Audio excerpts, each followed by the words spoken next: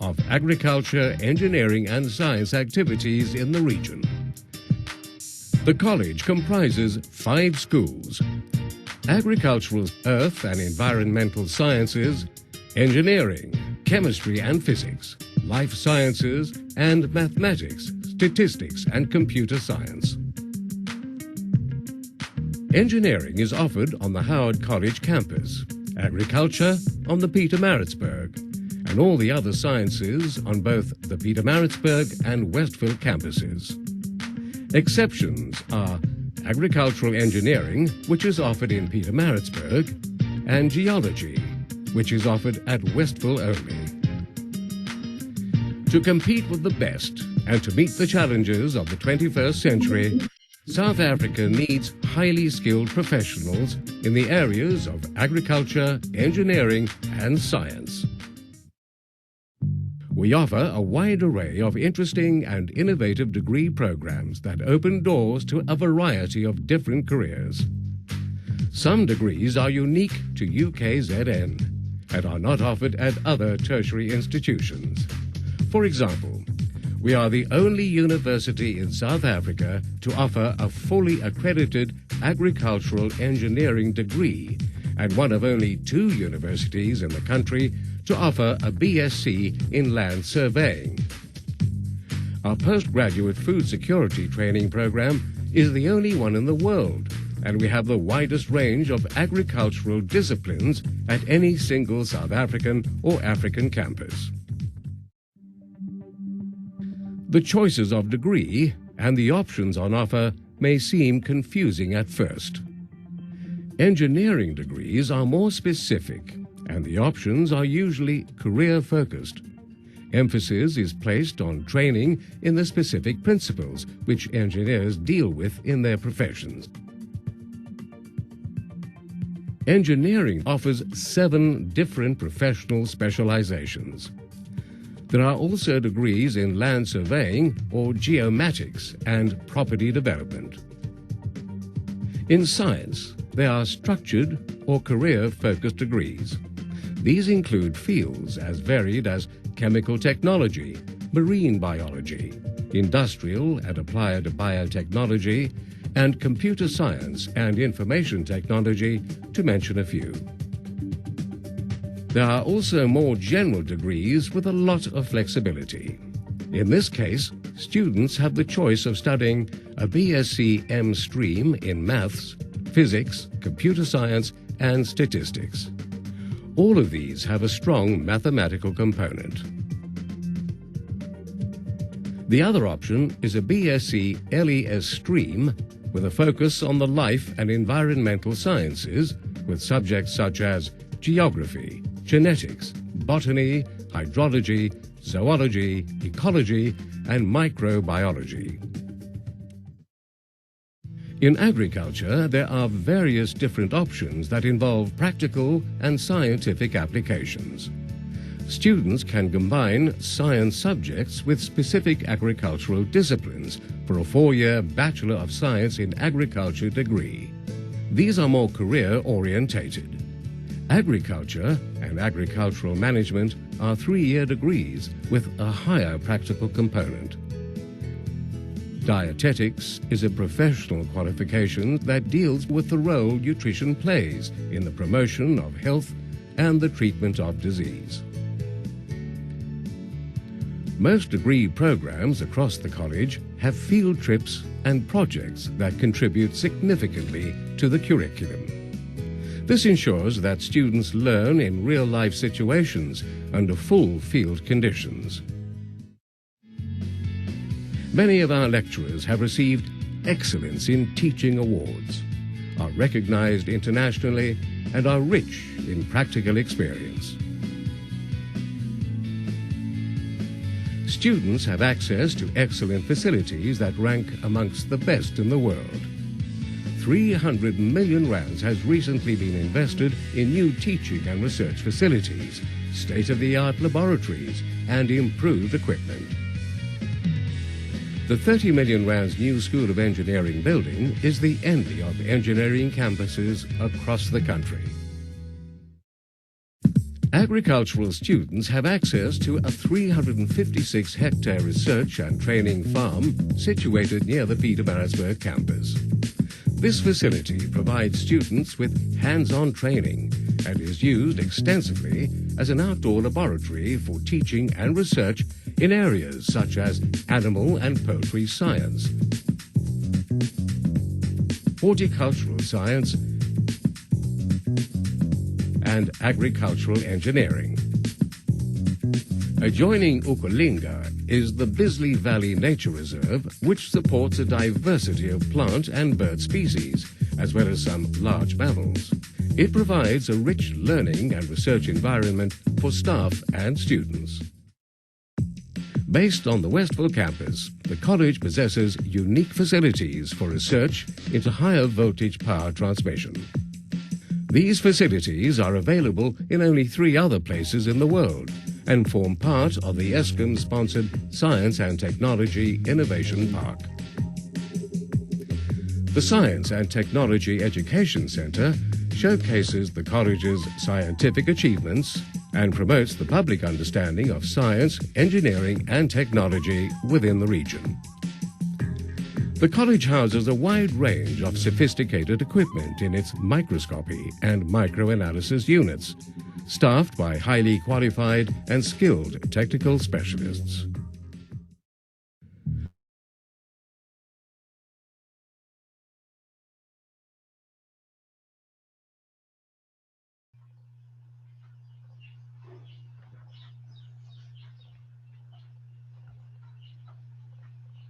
I don't know what's going on.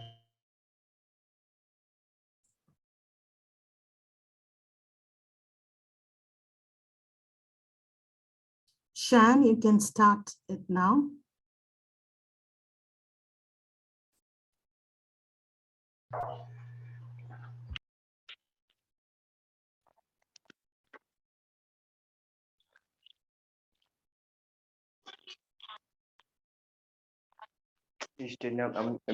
I'm like dead as I'm having a class.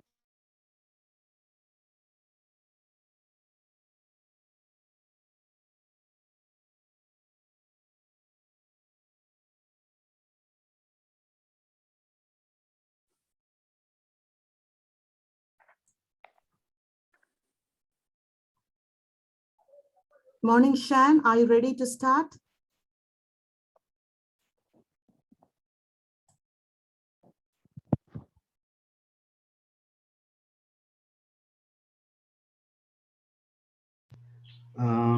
Share screen, right? Sorry, Dalia, I'm almost there.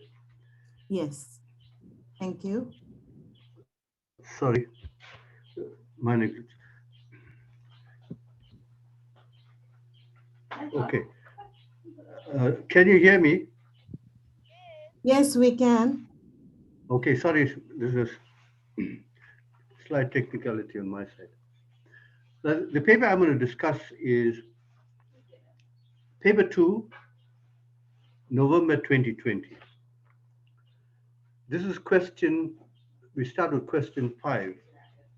But before that, I'm going to give you an overview of graphs. What I have sketched here is the sine graph. F of x equal to sine x from 0 to 360. But instead of 360, you will find at the end 6 point something. Now, this is done in radian measures. Not to worry. If this is 360, so that's a 0, that's your 90, 180, and 360.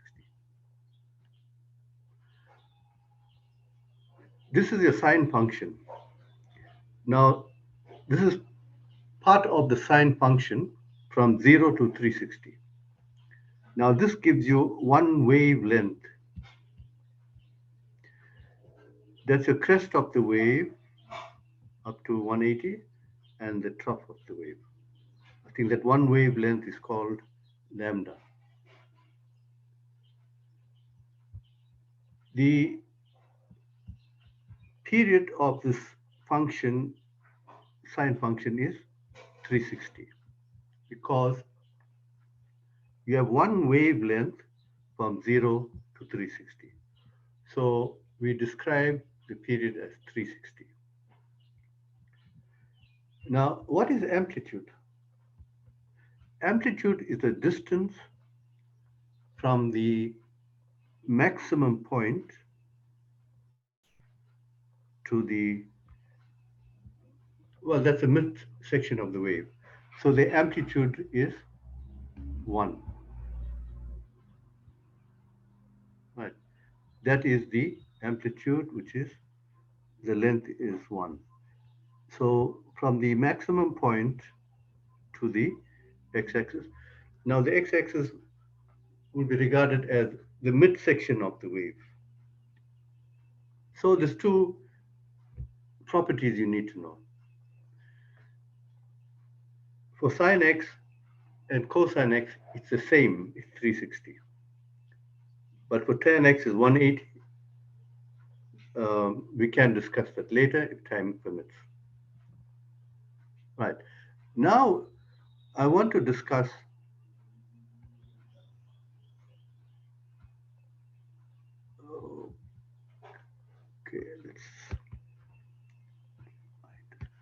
now I want to discuss, let's look at sine x, sine of let's say x plus x minus 5.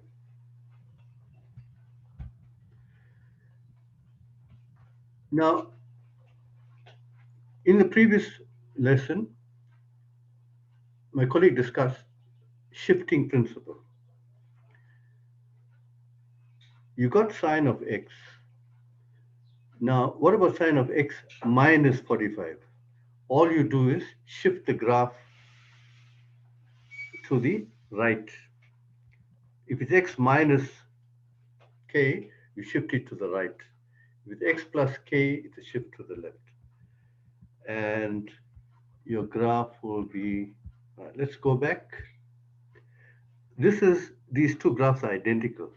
So all you do is shift the graph 45 degrees to the left, right?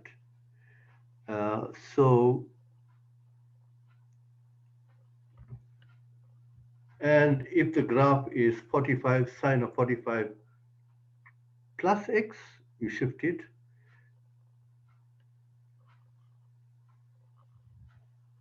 45 degrees to the right.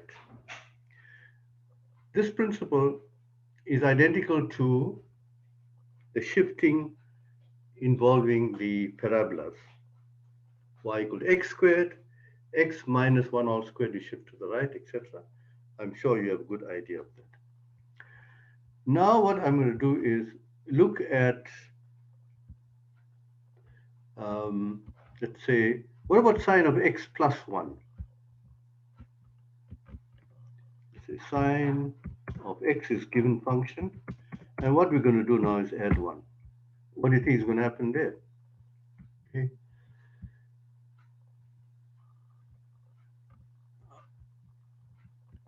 Go back to always start with the original function. So sine of x plus 1 will shift this entire graph 1 unit up. So the maximum value now is,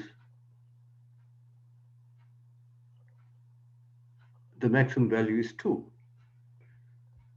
The minimum value is 0 because it moved from -1 to touch the x-axis. Please note the amplitude is the same. It is not 2, but it's same. Another important concept is this is a sine wave from 0 to 360. Can you see this arrow here? The arrow doesn't necessarily mean point down, but what happens is it's a sine wave. It continues to infinity on the right hand side, and it will continue, sorry, that's the left hand side, to minus infinity.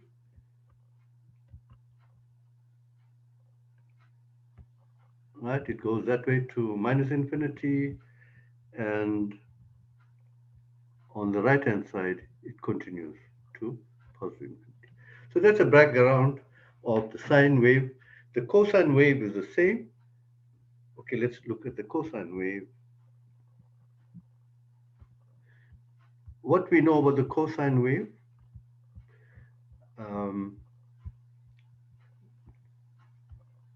what will happen to this is cosine of 0 is 1.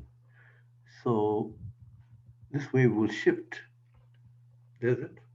That's cosine wave. Let's call it g of x cosine x. Now, you need to practice these graphs. Quick sketches, it's important. You need to know the period, the amplitude, what happens when you shift it up and when you shift it down. So now we are ready for the first question.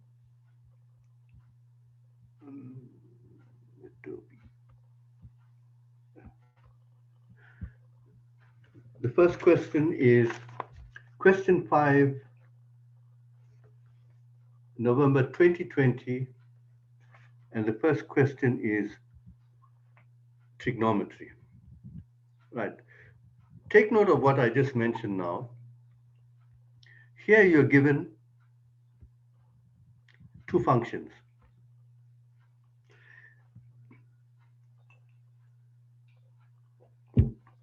F of x is equal to minus half cosine x.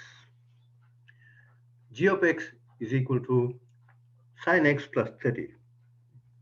So as I discussed, the x plus 30 means the g of x will shift 30 degrees to the right. Now this graph, these functions f and g are drawn from 0 to 180. The two graphs cut each other at 130.9 degrees, x value, and 0.33, the y coordinate. Okay, have a good look at the two graphs. Right, again, write down the period of g. G is the sine of x. So even it's 30 degrees, it's going to shift to the left. But as I demonstrated, it's the same sine x that moves to the left or to the right. The period is 360 there. The amplitude of f, the amplitude there will be half. For amplitude, you take the coefficient of sine or cos theta, and you take the positive value. Can I ask? Amplitude, sorry? Can I ask? Does Yes. G of x move to the left or the right? It has moved to the original graph has shifted to the left. Oh, so it's moving to the left 30 Yeah. degrees. Oh, yes, 30 degrees. You can quickly sketch it and check. All right. Don't be afraid, you can ask questions. Amplitude is half. Look, amplitude is distance, and you know that distance cannot be negative. So if you see minus half as a coefficient, it becomes the absolute value of that which is positive. And okay, we'll go to the next one. Determine f of 180 minus g of 180. You can do it in two ways. What is f of 180? Let's have a look. What is cos of 180?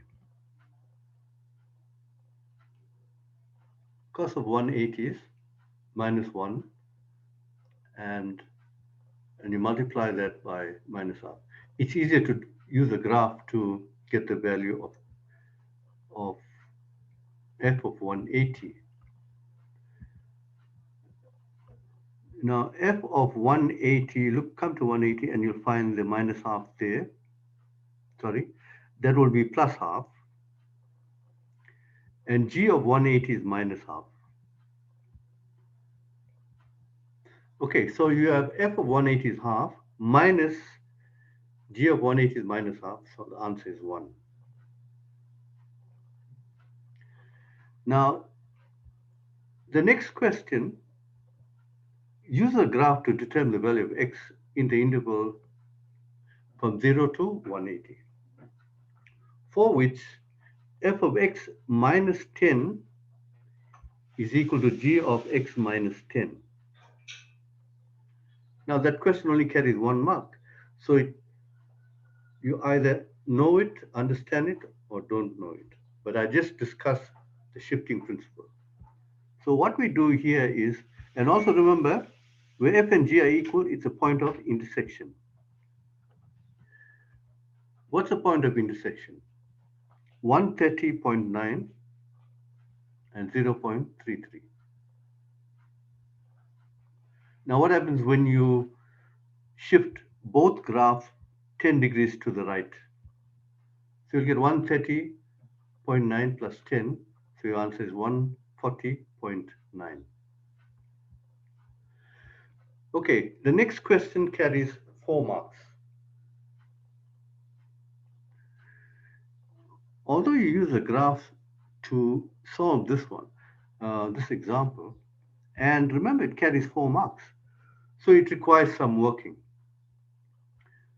And more important is to look at the original functions that are given. Example, g of x is equal to sine of x plus 30. So you got sine of x plus 30. But in the question, you just got sine x. So you need to bring in that 30 degrees. So what we can do here is divide each term by 2. Root of 3 over 2 sine x. 1 cos x divided by 2, half cos x, and also divide the right-hand side by 2. Right. Next, we know that cos of 30 is root of 3 over 2, and sine of 30 is half. So you need a substitution. Remember, our aim is to go back to the original function, that is x plus 30. Right.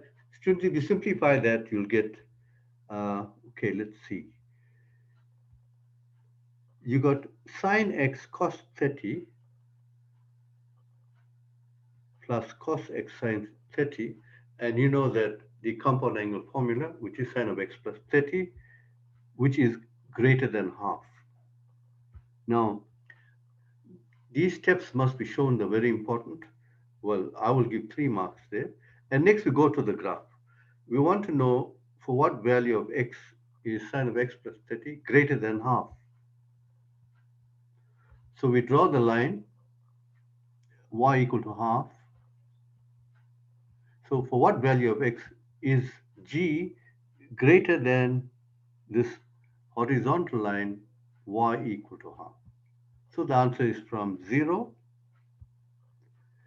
right up to this point here. Right, you can see that the curve is above the line y equal to half. Okay, so that's the first part, which involves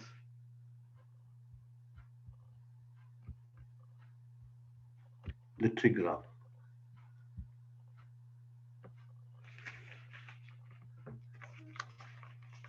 Question 6.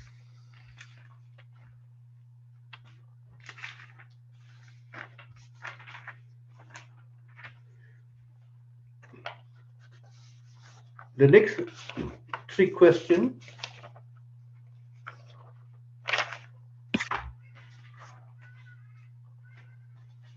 just looking for that. Okay, question 6.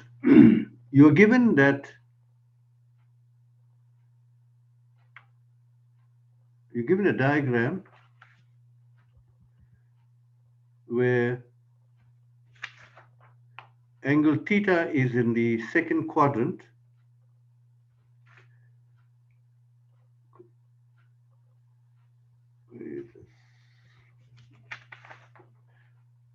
P is the point minus 512 and POX is angle theta.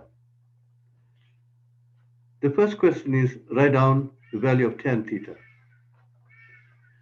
Well, by definition, tan theta is equal to y over x, which is 12 over minus 5, and that carries 1 mark.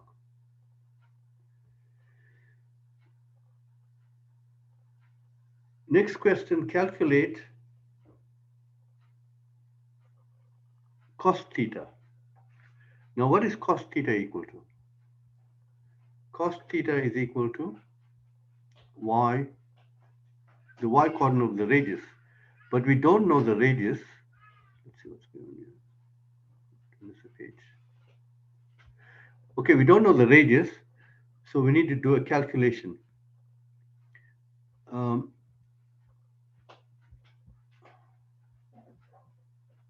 The point P is there, and we're looking at this angle theta, POX. So whenever you're given two coordinates, you've got a point on the Cartesian plane. The coordinates are minus 5 and 12. Find the radius. Remember, by definition, sine theta is y over r, cos theta is x over r, tan theta is y over x. So there are three components there: the x coordinate, the y coordinate, and the radius. Radius is from the point to the origin. So if you're given minus 5 and 12, as you see here, then the radius, you can calculate that x squared plus y squared equal to r squared, theorem of Pythagoras. And so you can see that minus 5 to minus 5 is 25. 12 times 12 is 144. Square root of 169 is 13. Right, cos theta is equal to x over r, so it's minus 5 over 13. That is question 6.1.2. For question 6.1.3, you need to find tan of theta plus 90.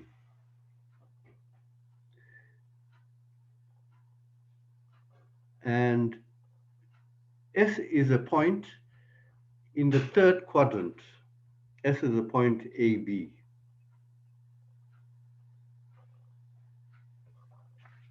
Right. I'm going to just do a review of some of the definitions, identities, etc. I will advise you to draw this diagram, all sine, tan, cos. What does that mean?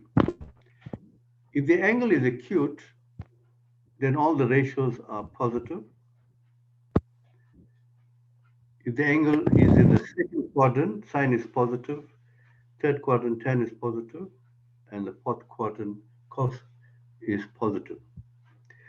Reduce the angles in terms of 180 minus theta, 180 plus theta, 360 minus theta. Also,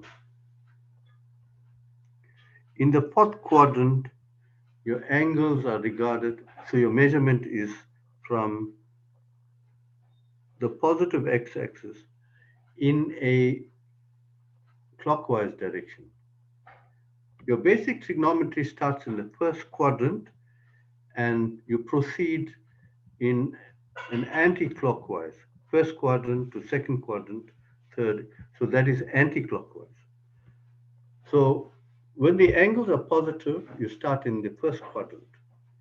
If you're given negative angles, you start in the third quadrant. Sorry, in the fourth quadrant. Right. So if you write your angle in terms of 180 minus, 180 plus, 360 minus, you're reducing those angles to acute angles. Another important formula, there are all these definitions, identities, like sine squared plus cos squared equal to 1, all your double angles, your compounding, please memorize them, practice so that you choose the correct formula for a specific question. There's another one which is important, that sine of 90 minus theta is cos theta. What is cos of 90 minus theta? Is sine theta. But why is sine of 90 minus theta equal to minus cos theta? So if you got a theta, let's say the angle is acute, so 90 plus theta is, now you're in the second quadrant. And that becomes negative. So sine 90 plus is switched to cos. But what is sine of 180 minus theta? Sine of 180 minus theta is sine theta. Sine of 180 plus theta is minus sine theta. So using the 180 plus minus 360, you remain with the same ratio. But when sine appears, when the 90 appears, 90 plus 90 minus, you switch to cosine. Therefore, tan should switch to, well, there will be the opposite ratio.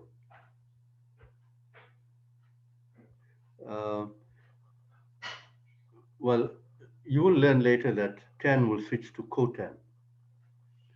Now, don't get too concerned about that.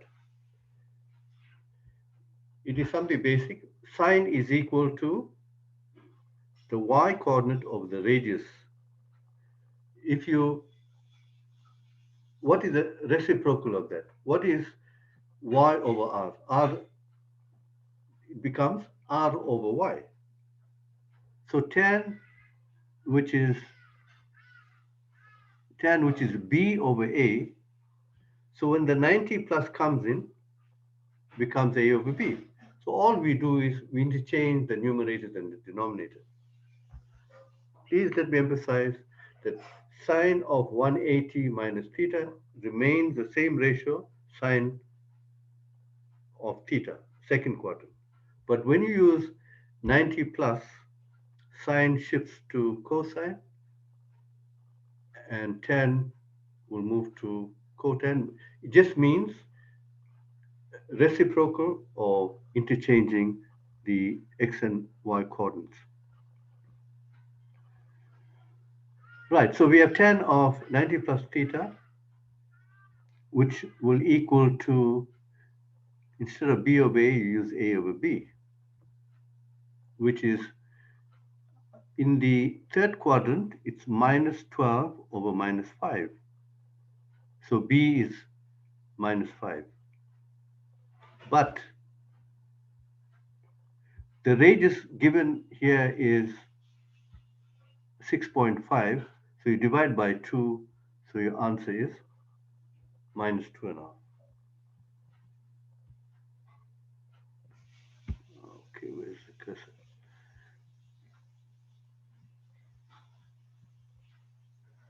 Right, we're going to go to the next one, which I'm sure all of you would like to do. And should be quite easy. Question 6.2, without using a calculator, determine the value of the following expression. You're given sine 2x cos minus x plus cos 2x times sine 360 minus x divided by sine of 180 plus x.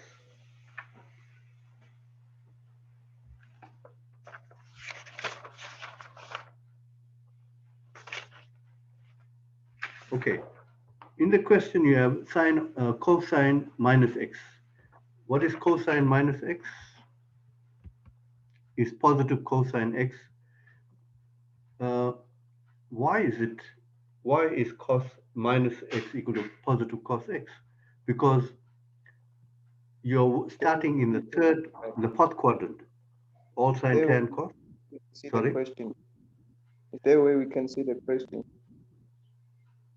The question is, all right, there should be a line before this. I didn't copy that. Okay, it's sine 2x cosine minus x, right? This is cosine minus x plus cos 2x times sine of 360 minus x. What is sine of 360 minus x? 360 minus x is in the fourth quadrant, so sine is negative, so it's minus sine x. The denominator is sine of 180 plus x, so that becomes minus sine x. So student, you're just applying the formula. Cos minus x is positive, sine 360 minus x is negative, fourth quadrant, sine 180 plus x is negative. So this is the step. Now when you simplify all this, you've got two terms that are negative.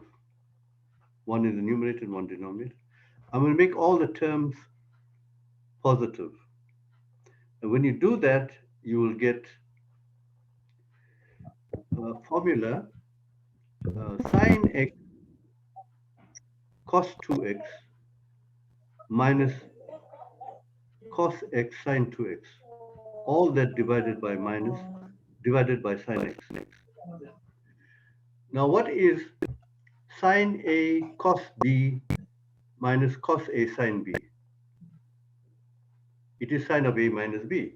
Therefore, this simplifies to sine 2x minus x, sine x, and sine x divided by sine x is equal to 1. Okay.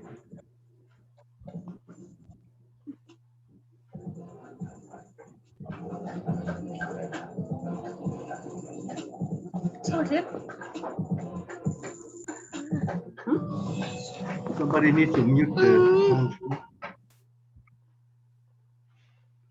Right. This question is, find the general solution of the trig equation 6 sine squared x plus 7 cosine x minus 3 equal to 0.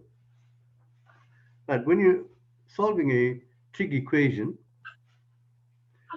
you should be having the same ratio. You got sine squared 6 sine squared x plus 7 cos x minus 3 equal to 0. It's difficult to work with sine and cosine. Now, you can substitute for sine squared x, which is 1 minus cos squared x, plus sine x minus 3 equal to 0. And now you have this trig equation in cosine x. One mistake there, this is supposed to be cosine. So we have 6 cosine squared x minus 7, this is cos x, sorry, minus 3 equals 0. You factorize and you solve that. So cos x is equal to 3 over 2, which is not applicable because the maximum value of that is 1. and cosine x is equal to minus 1/3. Right, use a calculator. Where is cosine negative? Second quadrant and third quadrant. You can use a calculator, and then you add plus k 360.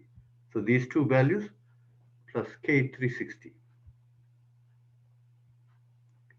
I'm sure you were taught to solve trig quadratic equations and writing your answer as a general solution. The next question is,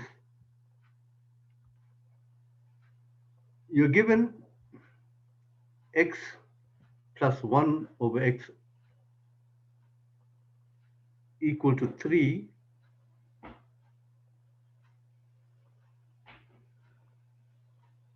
We need to determine the value of cos squared A.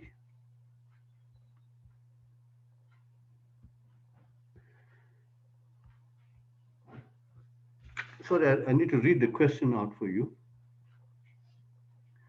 And students, it's advisable to have a pen and paper handy and just write this down. The rest you can follow. You're given x plus 1 over x equal to 3 cos A. Find the value of cos of 2A. Find the value of cos of 2A. That's correct. Okay, some formulas here. Cos of 2A is 2 cos squared A minus 1. Okay. What happens when you square x plus 1 over x? Well, fortunately, it's given. A plus b all squared is a squared plus 2ab plus b squared. So this simplifies to x squared plus 1 over x. The x and 1 over x will cancel. So you get x squared plus 2 plus 1 over x. Now that is equal to, you're given x plus 1 over x is equal to 3 cosine A. So when you square both sides, you'll get 9 cos squared A will equal to 4. Because x squared plus 1 over x squared is equal to 2. So substituting that, you get 9 cos squared A is equal to 4. So cos squared A is equal to plus or minus 2/3. But the question is find cosine 2A. Cosine 2A is 2 cos squared A minus 1. And you substitute that and simplify, you will get, now you notice there's two values. So the cos A is equal to plus or minus 2/3. You substitute 2/3 times 2/3 is 4 over 9. Even if it's negative, minus 2/3 times minus 2/3 is still 4 over 9. And you simplify that, you get 8 over 9 minus 1, which is minus 1 over 9. Okay, according to the paper, that's question 6.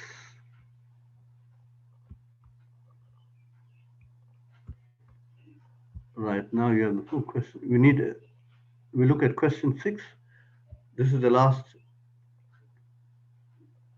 example question in trigonometry.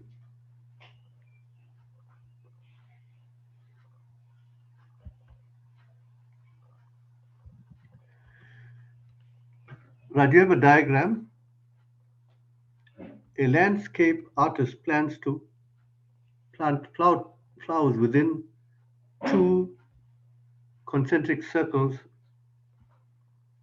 around a vertical light pole PQ. R is a point on the inner circle. S is a point on the outer circle.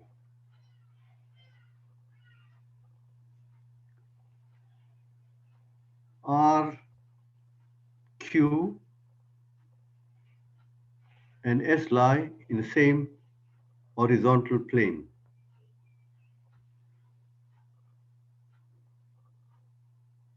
RS is a pipe used to irrigate or used for the irrigation system in the garden. You're given other data there. There's a diagram. You need to read the diagram a few times to understand and analyze the data that's given.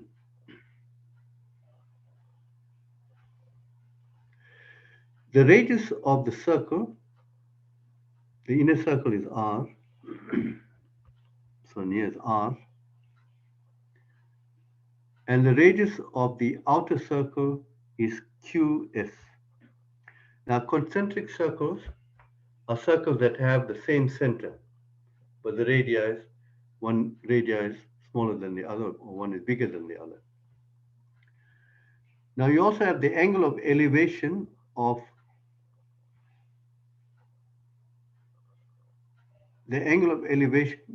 from S to P is 30 degrees. Now, when you talk about angle of elevation, you see the arrow is pointing upwards. The angle of elevation is actually angle QSP. Now, what it means is if you stand at this point P, which is on ground level, you got to pick your head up so that you have the point P in view.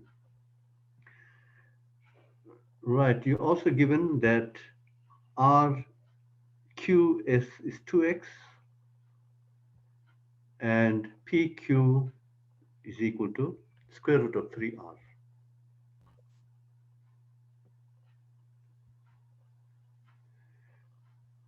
Now the first question is show that QS.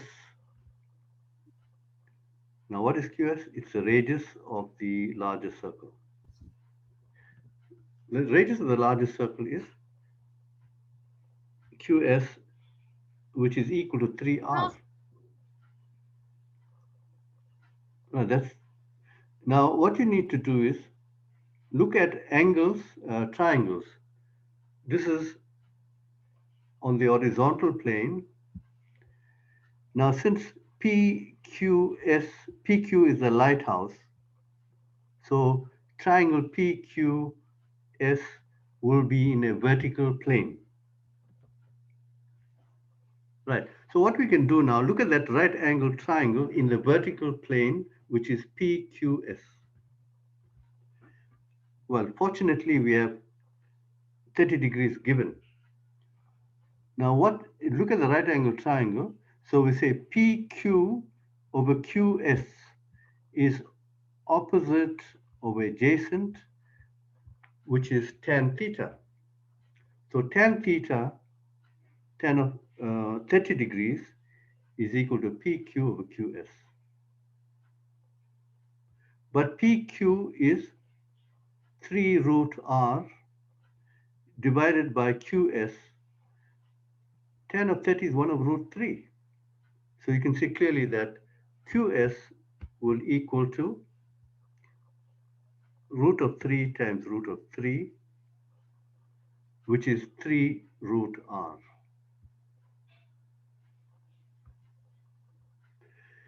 Determine in terms of R the area of the flower garden. Right. Now, the flower garden is on the fringe, on the perimeter of the inner circle. So the flower garden must have an area of, so what we do here is take the greater radius, which is QS. Okay, find the area of the larger circle.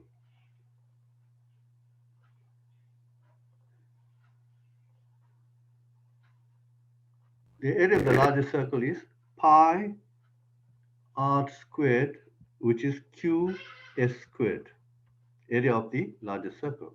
But we calculated that to be 3r. So the area of the largest circle is pi times 3r all squared. And you can, well, we know that is 9r squared times pi. The area of the inner circle is pi r squared. So when you subtract that, you'll get the region between the inner circle and the outer circle, which is the garden that is being discussed. So that is 8r squared. The next question,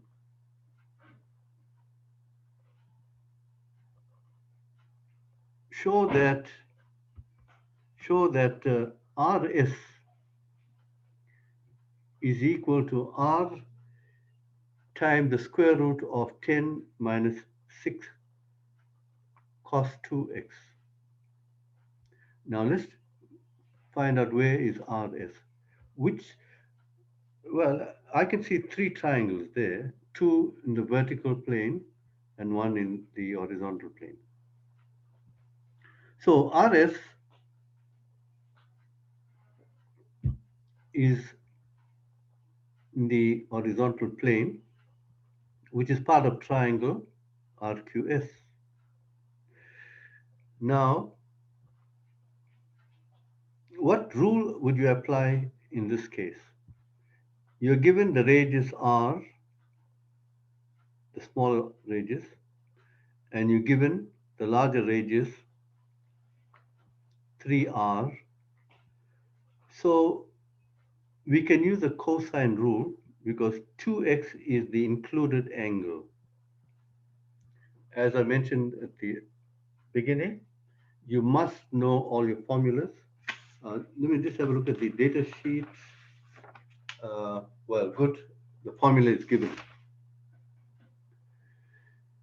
In triangle ABC, by the cosine rule, a squared is equal to b squared plus c squared minus 2ab cosine c.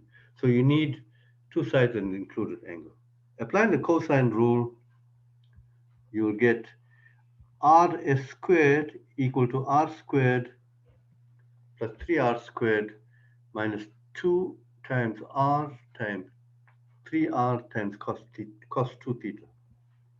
And when you simplify that, you'll get 10r squared minus 6r squared cos 2 theta. But now we need to find the square root of that, of the right-hand side and left-hand side. Before you do that, you'll find that r squared is a common factor. So take out the common factor r squared into 10 minus 6 cos 2 theta, and that gives you r equal to that. Right. That is 7.3. Now, if r is 10, x is 50 degrees, calculate rs.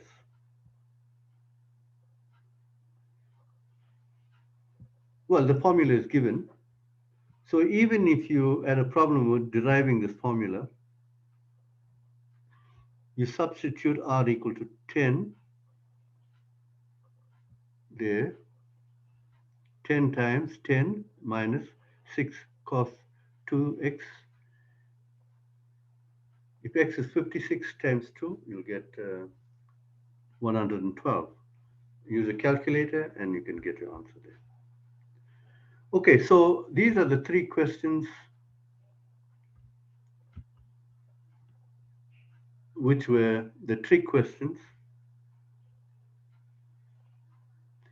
in the 2020 paper. Okay, next is a very interesting section, questions based on Euclidean geometry. Now, before we go to the questions, what are they like? This one here. Right. These are the questions. 1, 2, 3, 4, 5.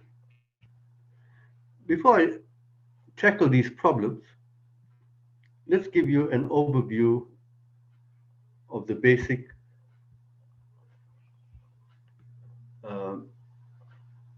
I just want to demonstrate a few theorems and properties using new sketch file, open. It took me a bit of time to prepare this, but let's hope it comes in handy. Okay, open. Right.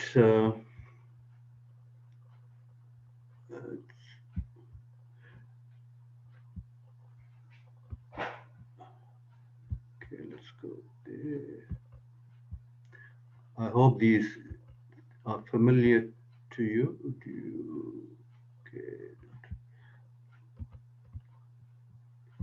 Just need to get rid of this. Okay, just leave that one for a while. Let's start here. Okay, we have a circle. To me, the most important part of circle is the center and the radius, right?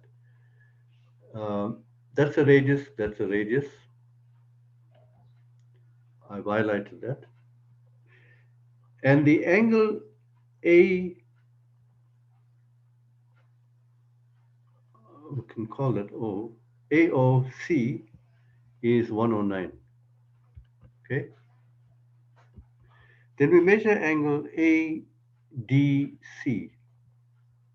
It's 54 point. Now, the angle at the center is 109 and the angle at the circumference is 54. So you all know the theorem. The angle at the center is twice the angle at the circumference.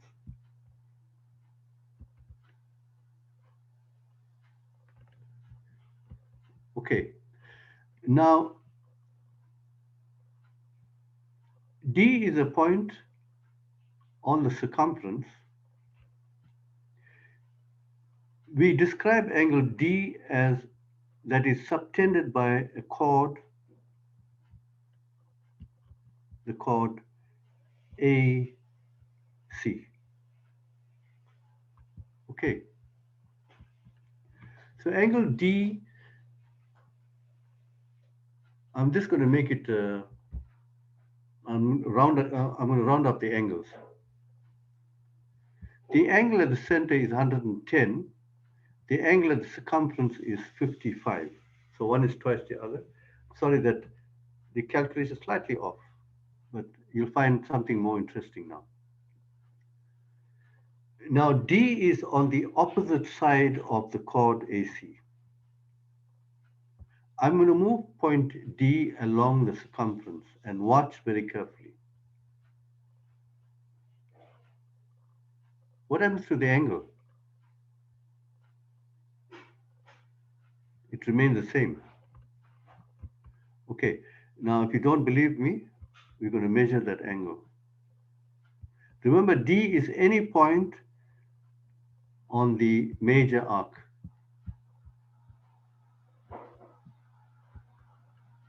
Can you see that?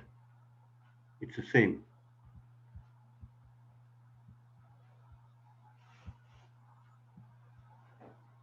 So even you can bring the point D right close to point C.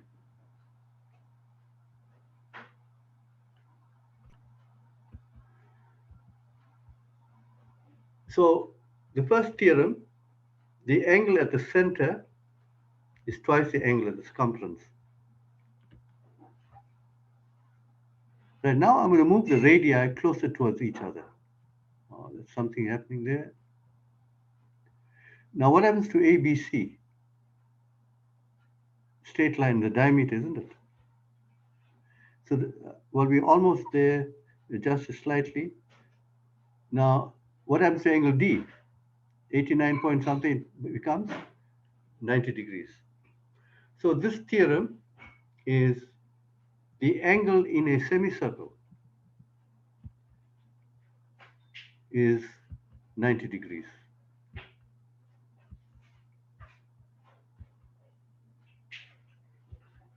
That angle there, that triangle that is shaded, is the angle in a semicircle. So angle D is 90 degrees. Right. So you can play around with this and go back to original one. Slight movement there. Okay, so here angle D is 56. Okay, let's round it up, 56 degrees. Let's make it convenient for all of us. I'm going to make it, right, let's make it 60 degrees. That's 59 point something. Right, make it, okay, that's 60 degrees. Now I want to draw another angle that's 60 degrees. So I'll take a point on the circumference.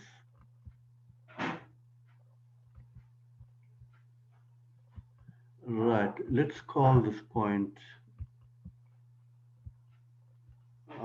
it's giving its own name, C1. Right, let's measure this angle here. We want to measure this angle, and I want to compare these two angles, D and that. I'm sure you know what your teacher told you about this angle here. Remember, anyone?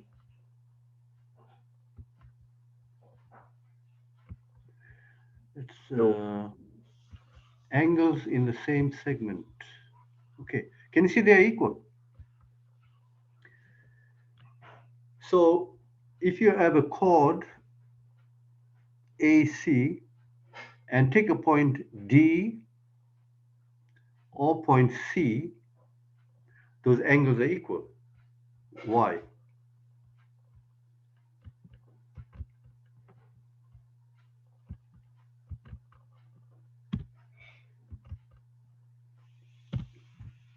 Well, let's call the angle at the center 2x. So the angle at circumference must be x. And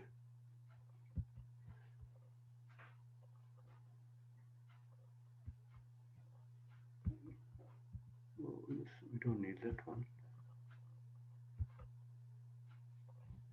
What we can just do quickly do.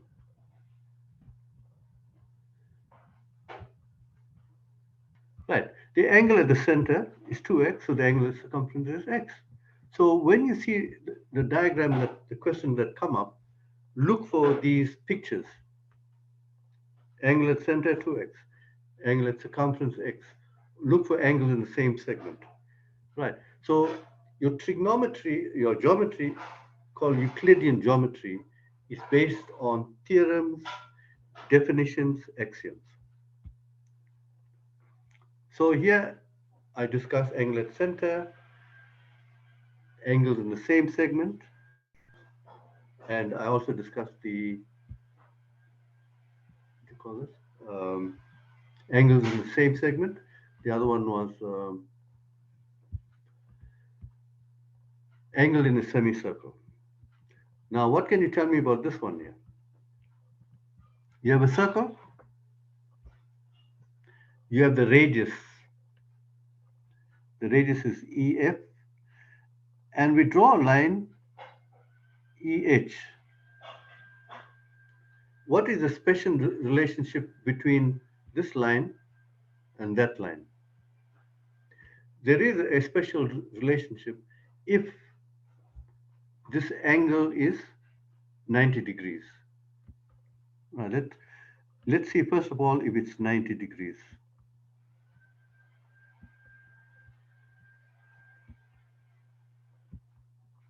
Right, the angle is not 90 degrees. Actually, it is 98. Now let's make it 90. Can you see it? All right, we're almost there. So what do you think about this line here? Anyone?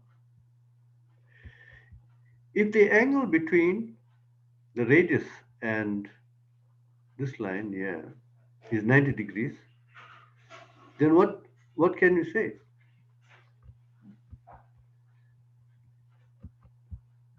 This line is a tangent to the radius. So it will be 90 degrees. That is another important fact. The angle between the tangent and radius at point of contact is 90 degrees. The radius and this line here is 90.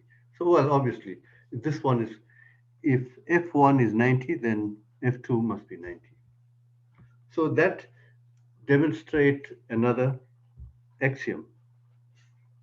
Well, if you want to prove it, you can try it out.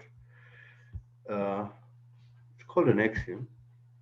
All right, we can quickly do this. The line drawn from the center of the circle perpendicular to the chord will bisect the chord. Right. The line drawn from the center of the circle perpendicular to the chord will bisect this chord. Right. So if this is a perpendicular to the radius, the line that was one of the first theorems you were taught. The line drawn from the center of the circle to the midpoint of the chord is perpendicular chord. The converse, line drawn from the center, perpendicular chord will bisect the chord. Also, be clear in your mind about the theorem and its converse. This will simply illustrate it. So what we do is bring it down.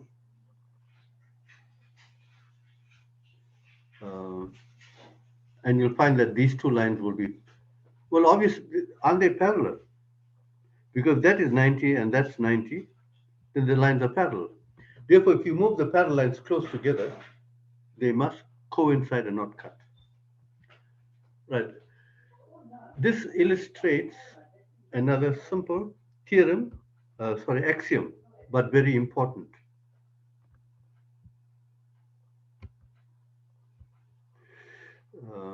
I need to get rid of this. Okay, edit. Right, what I need now is this very important diagram here. Okay, let's move it out from it.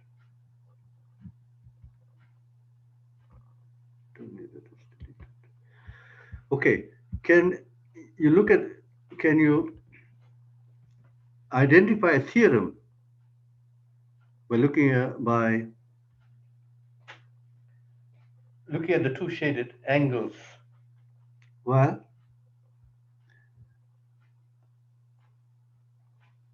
this is an angle is subtended by this chord here. And this line KL is a tangent. It's a very important theorem. You can get it, the theorem in the exam to prove for about 5 or 6 marks. I'm just going to discuss this quickly with you, this theorem. The theorem states the angle between tangent and chord is equal to angle in the alternate segment. The two angles are marked. Two angles are shaded for you. Two angles are highlighted. Right.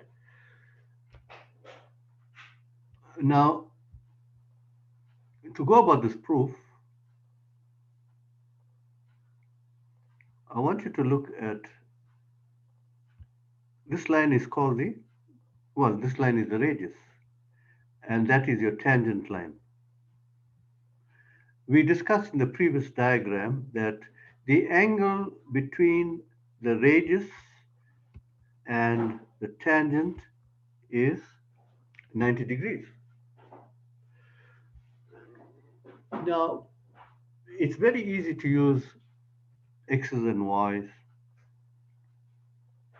It will make your work easier instead of calling angle, describing it as angle AOC, BOD, etc.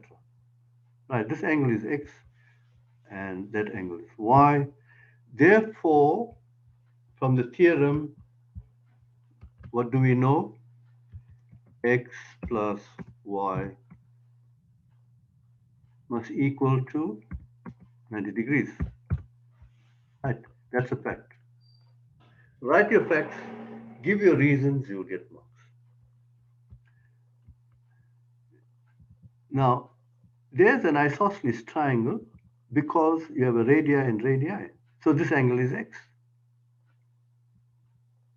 Okay? So, and another useful trick is to look for angles that are equal. If one angle is x, look for other angles that are equal to x or in terms of x. Could be, well, what can you say about y? You got x and x because radii. You can write it down, you get a mark. X plus y is 90 degrees, angle between tangent and radius. Write it down, you get a mark.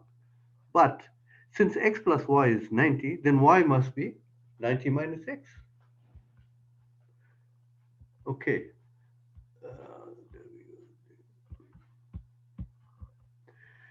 Right. Now you got this triangle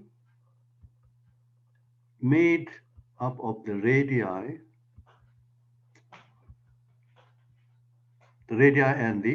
and this chord here. So you can just draw this diagram, practice, and write down these x's and y's.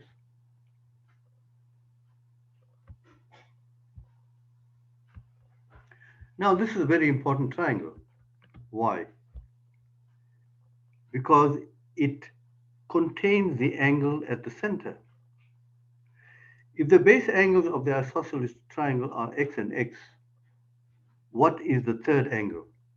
Can you tell me about that? So it must be, what about the angles of triangles? It must be 180 minus 2x.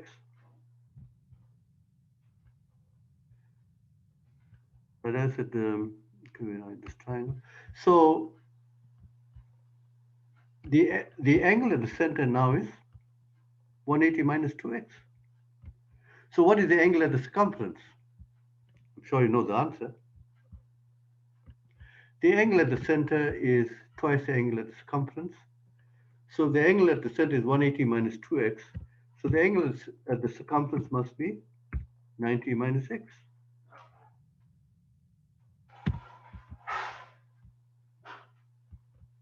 And that completes the picture now. Now, which other two angles are equal? If this is 90 minus x, isn't x plus y 90?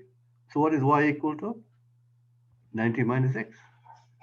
Therefore, the angle between the tangent and the chord is equal to the angle in the alternate segment. Right. And what are the other theorems that you should know? Okay, let's use this one here.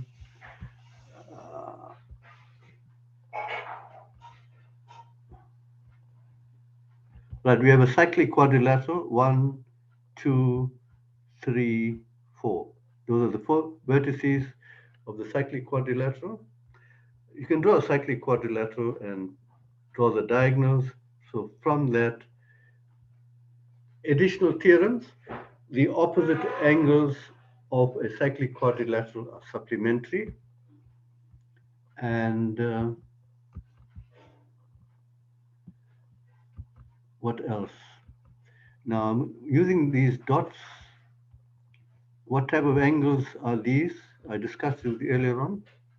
These two dots represent angles in the same segment. Right, this is the demonstration of all or most of the theorems which we will now apply. So here we have geometry question 8.1. Right. O is the center of the circle. KOM bisects chord LN. MNO is 26 degrees. K and P are points on the circle with NKP equal to 32 degrees. OP is drawn. So take your time, look at it. If you like to, you can redraw the diagram, but not necessarily now, maybe if you have extra time. Right, let's look at the question. This is basically midpoint theorem, angle at center, etc. Right, what is angle O2?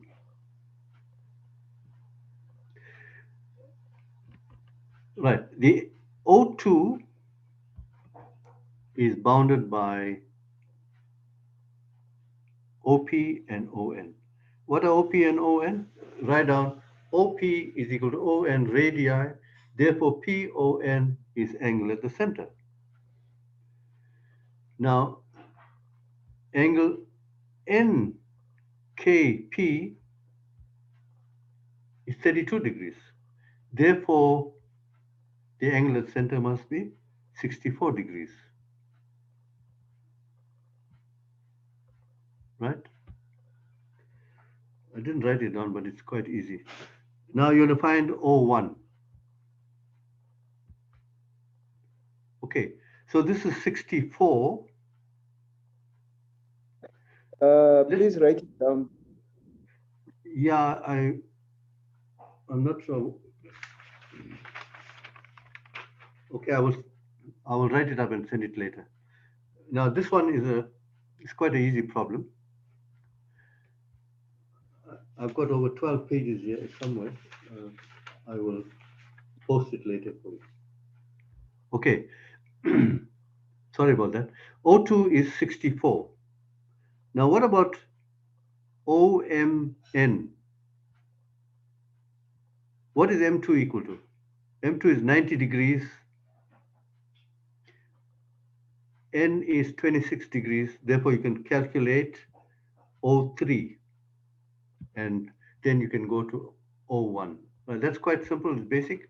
I'll leave that for you to work out.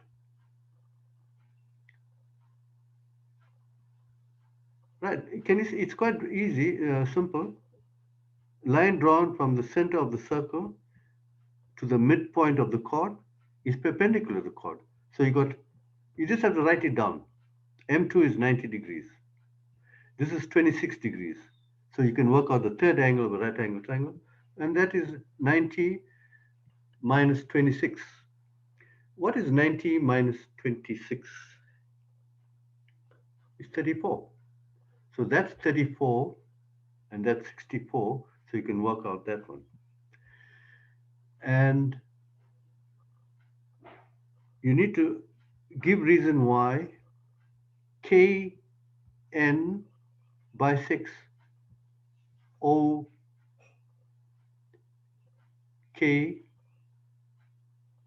OKP. Now what does it mean? How can you simplify that question? How can you rewrite the question? So if KN bisects, if this line here bisects angle OKP, it means that you want to show that O1 is equal to O2 is equal to 32 degrees. Right. So we got these three angles there. And all you need to do now by calculation, show that angle O2 is 32 degrees. Right, I'll leave that for you as an exercise to work out. That should be quite easy. Right, our time is running out because we've got a few more examples to work out. But as I said, I will post this later. Uh,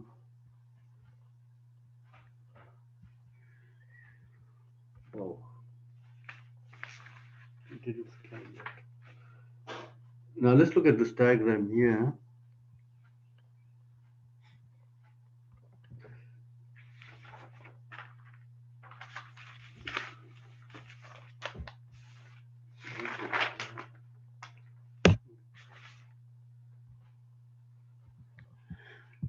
Okay, question 8.2.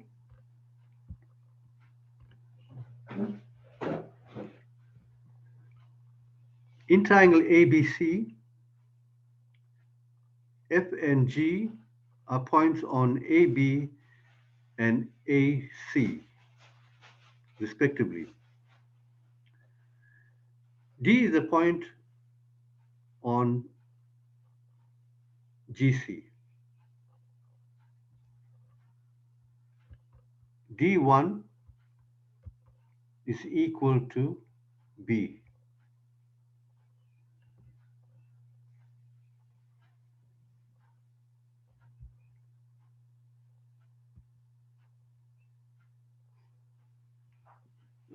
You're also given that if AF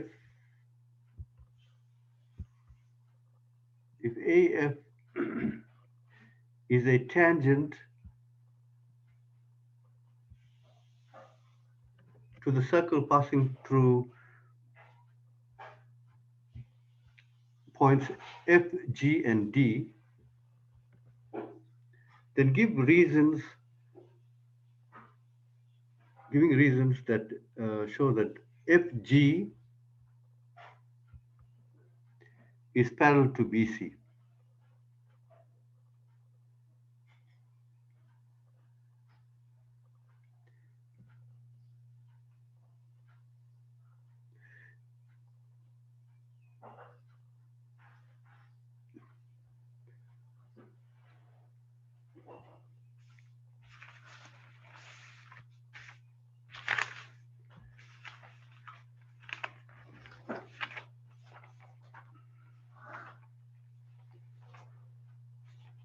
Can you see why they are parallel? Anyone? All right. You're given that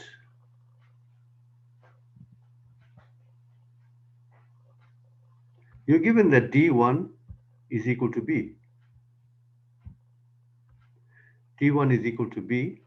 Call this X and call that X. Let D1 equal to B equal to X. Reason?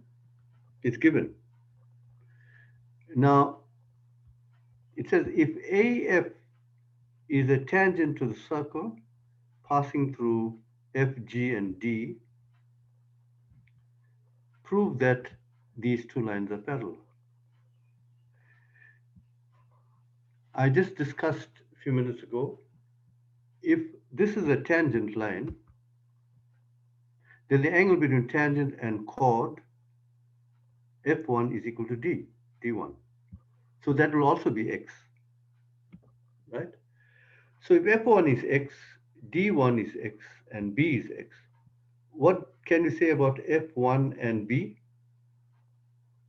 They are corresponding angles. Therefore, the lines are parallel. As a student, that's very basic. You should be able to write down the answer. But don't stress. I've got copies here. I've got about 20 pages here. I will post it on, we will post it for you. Right. Next, you're given that now, it brings to mind the theorem.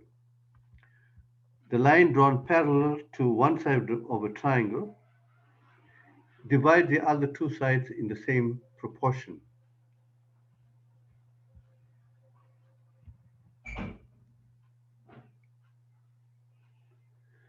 Right, so if FG is parallel to BC, then AF over FB will equal to AG over GC.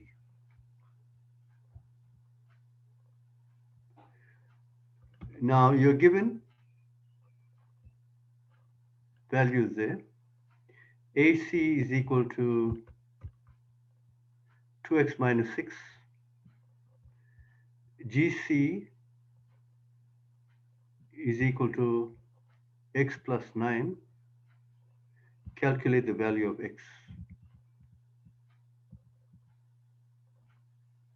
Right, using the proportion AF over FB is equal to 2 over 3, then AG over GC will also equal to 2 over 3. Now we got GC is x plus 9. We need to work out AG. If you subtract the 2, you'll get that. And you can solve for x. Yes. Sorry. Now, maybe I can go back to my sketchpad and draw the diagram. But as I said, I will write down the answer and give it to you. Time is running out. I've got it in the page here. We will come back to that one, right? Now, this question, I just have 5 minutes more, but I'll try to quickly go through the balance. Right, this theorem is a tangent and chord theorem, which I already discussed.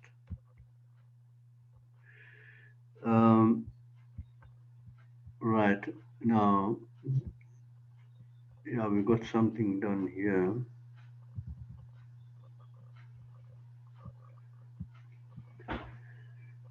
I can discuss this in detail with you.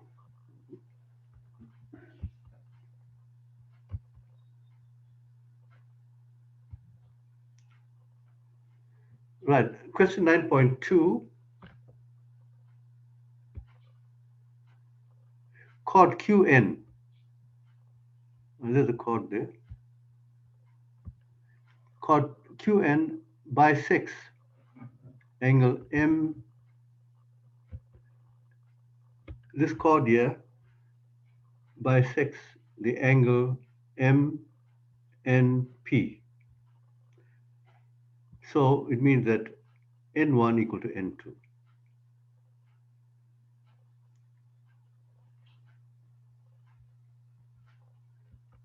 Now we also have a tangent line here. The tangent line is RP, this line here. And we know the tangent and chord theorem. You know the parallel line, properties of parallel lines. So let's start. I will advise you to look at the diagram. Right angles that are equal, give reasons. Right. So P1, if P1 is x, why is N2 equal to x? They are alternate angles. Now, alternate angles equal only if the lines are parallel. Right. So some of us teachers, lecturers, we talk about angle chasing. We start somewhere and you move to other angles that are equal, or if an angle is x, then the angles can be 2x, 3x, 90 minus x, etc. But this one is quite easy. The angle between the tangent and the chord is equal to angle in the alternate segment. Right. There's a tangent line, there's a chord. So M2 is equal to x. Now, N2 is also equal to x, but for a different reason. Because these two lines are parallel and they're alternate angles. So this write down, NP is parallel to RQ, RP. This line is parallel and they're alternate angles. And earlier I discussed angles in the same segment. So M2 is equal to Q2. So you put X there, there. So x appears 4 times already. But in the question, it was given that this angle N1 must equal to N1 is equal to N2 because the angle is bisected. Let's go back, refresh.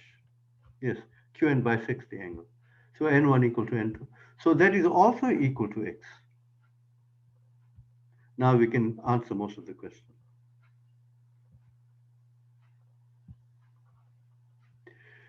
And finally, if you look at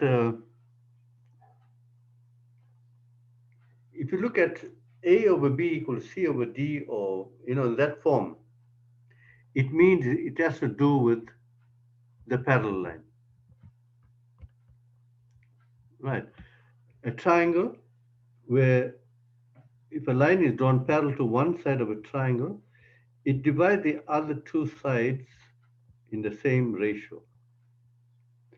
So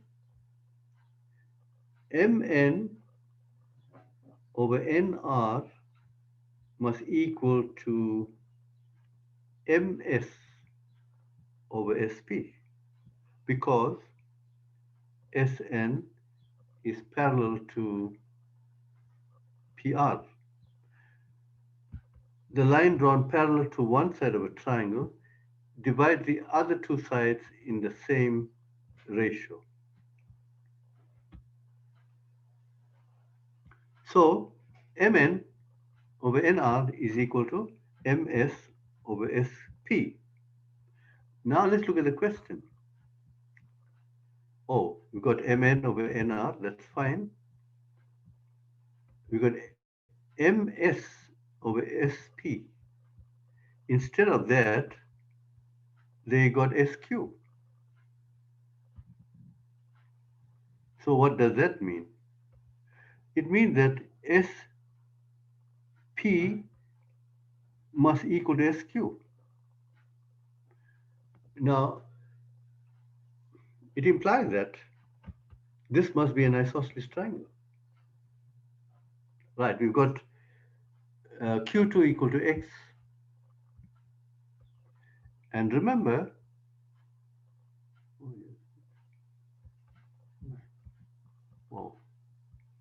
something that okay, this angle here is equal to, this came up. I didn't know that. Why are those two angles equal? Angles in the same segment. And remember, okay, I'm going to use this one here now. We start this with X. Angle is bisected, that's X. Angle is the same segment. Therefore, and this is also X. Let's have fun with this, X. Can you see how many angles are equal to X? Now, can you see that this is an isosceles triangle?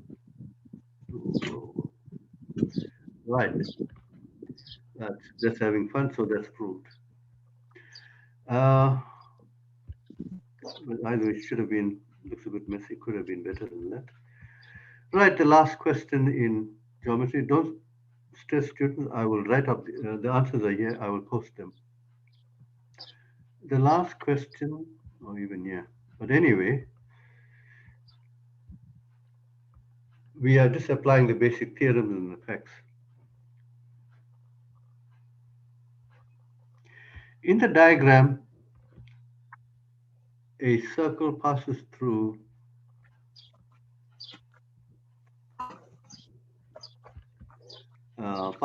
D, B, and E. You've got a diameter, DE. The diameter is ED, and that is extended to C. AC is drawn. Another important line, right, basically the diameter. The important facts are the diameter, DE. More important, always like this tangent line, CB.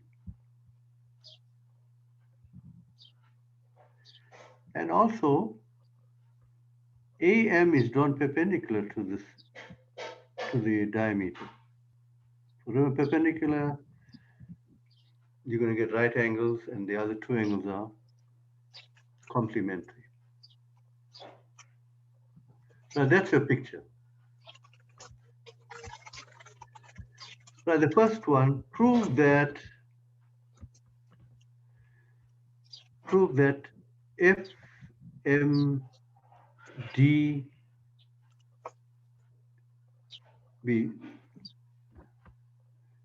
show that this is a cyclic quadrilateral. Right. I discussed earlier that if you have a diameter, DE, then B2 is subtended by DE, so this D2 is 90 degrees. You are given that M2 is 90 degrees. So what is M1? Is also 90. The opposite angles add up to 180 degrees. So if the opposite angles add up to 180 degrees, then it's a cyclic quadrilateral. That's quite easy. Next one, prove that B3 is equal to F1. Right. Oh, yes. Now B3 is the angle between the tangent and the chord. So B3 is x, then let's use this blob here. Those two angles must be equal to x. Angle between tangent and chord equal to angle in the alternate segment.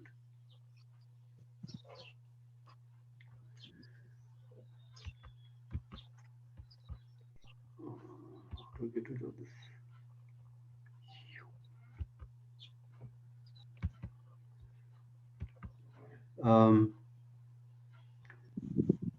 Okay, I'm going to use x and y again. Angle B2 is 90 degrees because it's angle in a semicircle.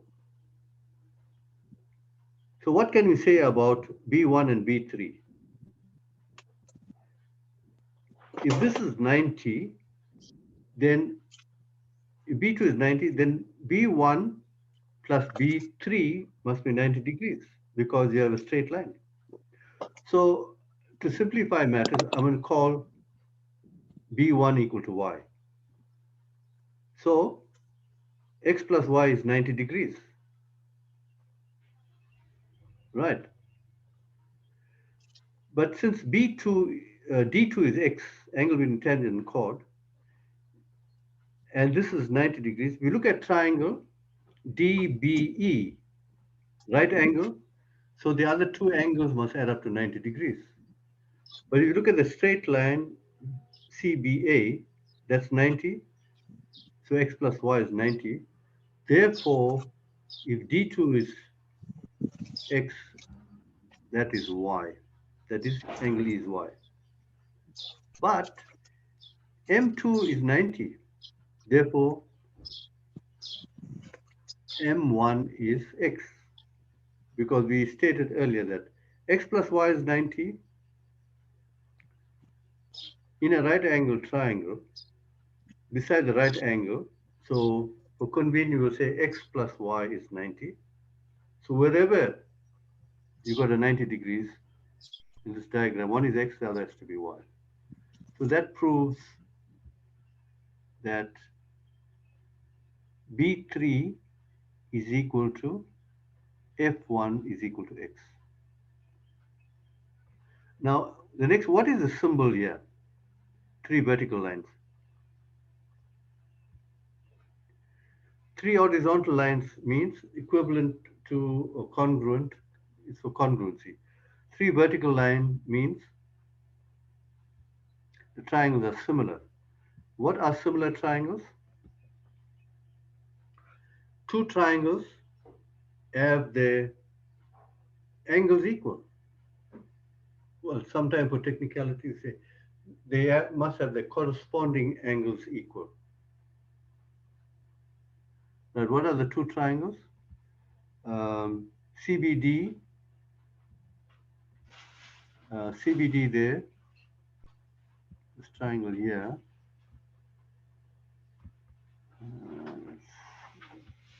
Okay, I'm just going to, the two triangles are, yeah, that one. CBD, sorry, this may be a bit primitive, I'm just highlighting it.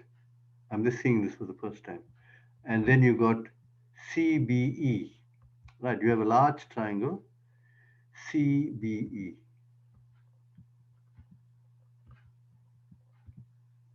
Okay, a bit crude, but we can manage. Now, I want you to look at those two triangles carefully. CDB and CBE. What do we notice? That angle C is common, right? This angle C, because you got CBD, the small triangle on the outside, and the large triangle CBE, which is part on the inside. They have the same common angle. And you got angle B1, this angle here is Y, and that's Y. Right, so that is sufficient. If two angles of one triangle is equal to two angles of another triangle, the remaining angles are equal. Therefore, the two triangles are similar. In this case, triangles are similar if they are equiangular. Triangles can also be similar if they have the corresponding sides in proportion. Right, now we can prove it's further given that CD is equal to 2, D is equal to 6. Calculate the length of BC. And then you find the length of BD. Right. I need to illustrate that theorem.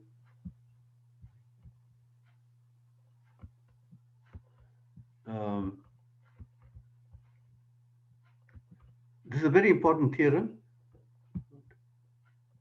It'll just take me a minute to do that for you. Right, we have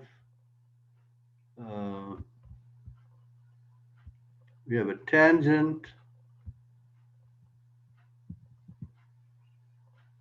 By the way, this is a chord. If you extend that chord, it becomes a secant. Right. The angle between the tangent and the chord, there's a tangent, this is the chord, is equal to angle in the alternate segment. I just want to illustrate this theorem for you.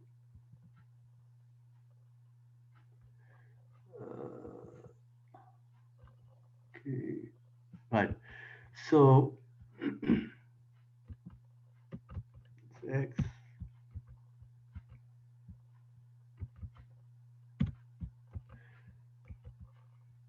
Now, students, this is an important theorem. I just need to spend a minute so you have an. Remember, it's about understanding mathematics, understanding the concepts, and the rest you can manage. Right. The angle between the tangent and the chord, the tangent and the chord is equal to angle in the alternate segment. And as I pointed out, okay, let's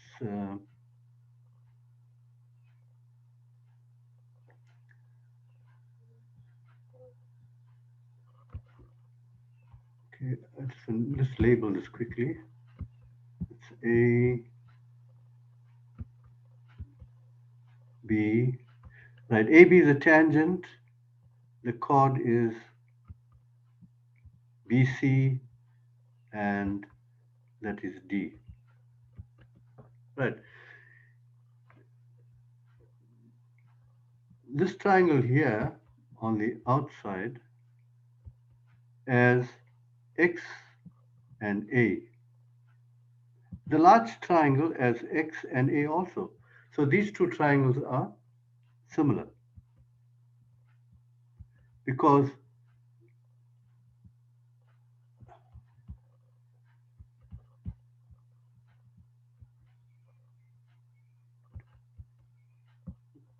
let's see. I just want to shade that a bit.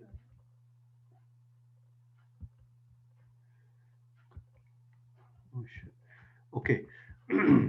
Now, when the theorem here is the square on the tangent is equal to the product of the secant and the part outside it. I'll just write it out for you. You just have to learn and apply this. Right. AB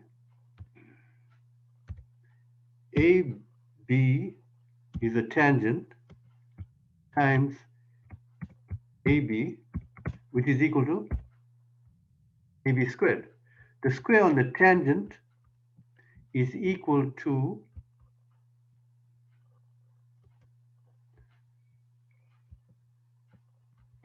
so AB squared is equal to AC times AB, right? Theorem important. Prove the two triangles similar, ABC and ABD, and write down your corresponding sides in proportion. And you'll get AB squared is equal to AC times AD. Apply that fact, and you should be able to do the last part. And that should be quite easy. Right, student, as I promised, I will write down these answers and I'll post them for you.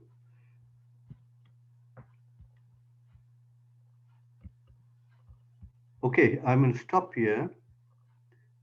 Thank you very much. Thank you for your patience and your participation.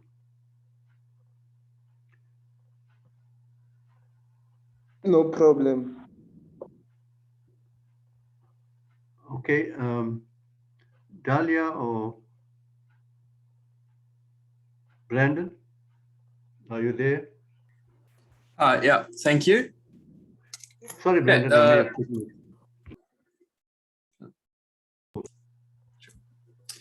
Yeah, hi everyone. Welcome back. So now we're going to go over the next two sections for paper 2. And that's going to be the data handling and statistics and the analytical geometry.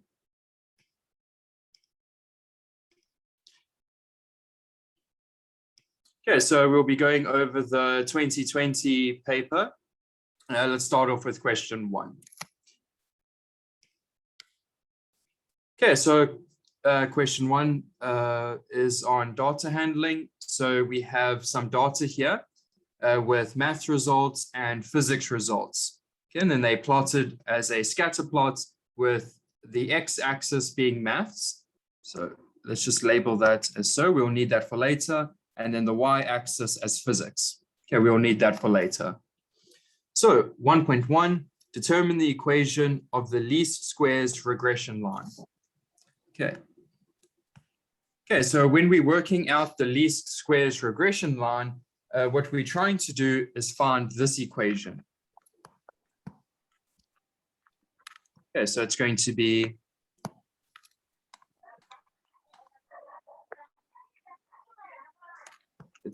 y hat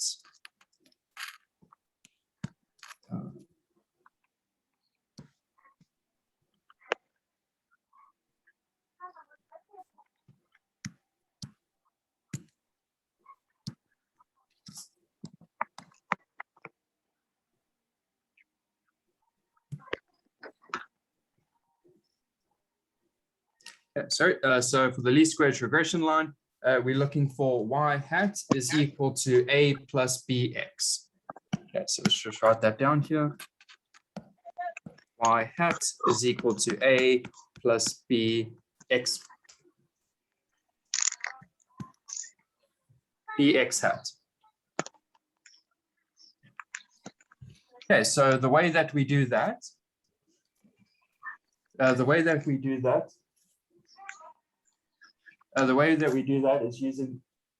is using the calculator.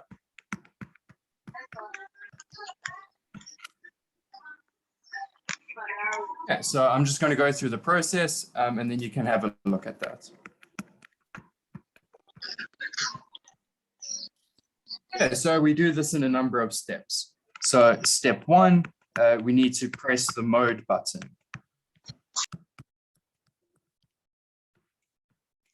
Okay, so once we press the mode button, we can then go into stats mode.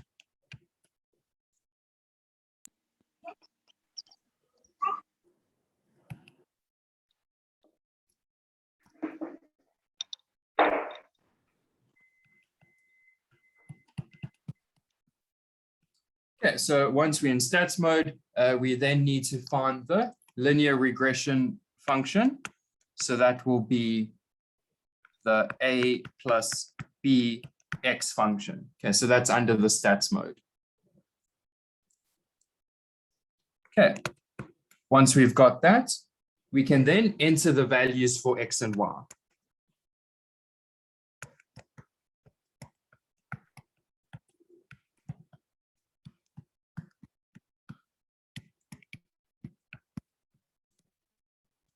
Okay, so in this case, the x values will be maths because that's along the x-axis, and the y values will be the marks for physics because that's along the y-axis there.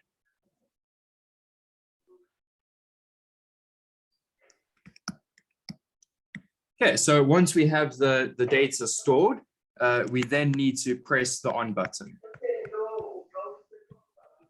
Okay, so just as a warning here, do not turn your calculator off though. Okay, because if you turn it off, it clears all of the memory and you need to start again.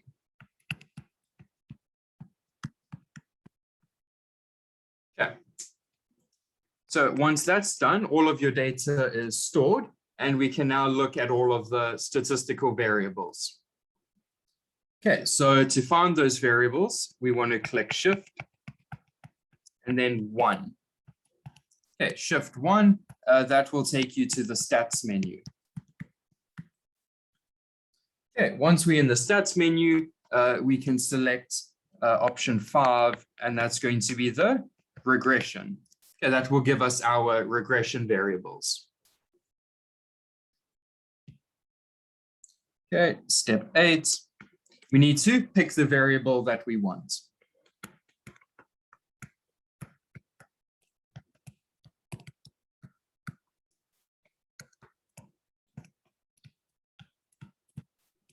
Okay, so there's several options here. So we can pick from A, B, R, X hats, and Y hats. Okay, so these are our variables that we can choose from.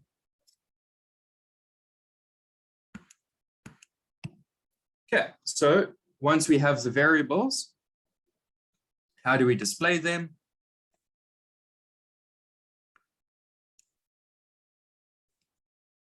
Yeah, that's going to be step 9.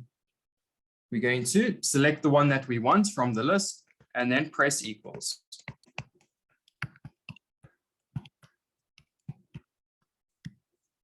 Okay, once we've pressed equals, then it will give us the value. So if you selected A and then press equals, it will give us the A value. Then you can press B and then equals, and that will give us the B value. Okay, now for the regression line, we want A and B. So we're going to have to repeat this process.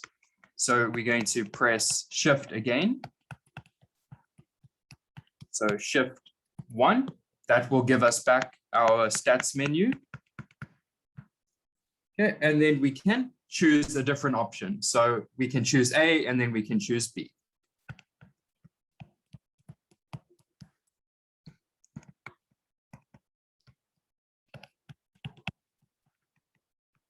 Okay, so we can pick another option. So in this case, we wanted A and we wanted B. Now remember, once we've done with all of this, remember to go back to the comp mode.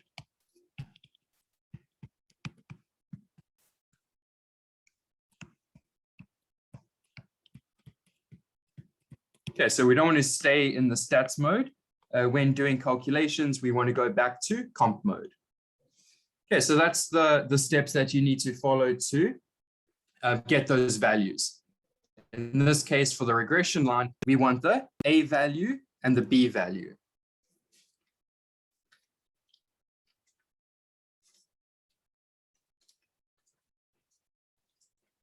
Okay, let's take a look. And then this will give us, if you do this for this particular example, you're going to get 9,5 for your A value, and you're going to get 0.91 for your B value. Okay, so that will be your regression line for this example. Okay, 1.2, draw the least squares regression line on the scatter plot. Okay, so when we want to draw the line, we need to draw a straight line that is as close to all of the points as possible. So in this case, we can see that it's some positive slope. So if we want to draw the line, it's going to be something like this. Okay, cutting through the data there. And we see it has a slope of 0.91. Okay, so almost a slope of 1, and then a y-intercept of 9.5. Okay, so you can fill in the slope and the y-intercept, and that will give you your straight line. Okay, 1.3, predict the physical science mark of a learner who achieved 69 for maths. Okay, so we know the maths mark. We can treat that as our X input. What we want is the physical science mark. That is our Y output. Okay, so if we know what the input is, we want the output, we can use our regression line formula. So we're going to have Y hat is equal to 9,5 plus 0,91 times the input, that was the math mark, was 69. So we're going to have Y hat is equal to 72.29%. So this was the physics mark.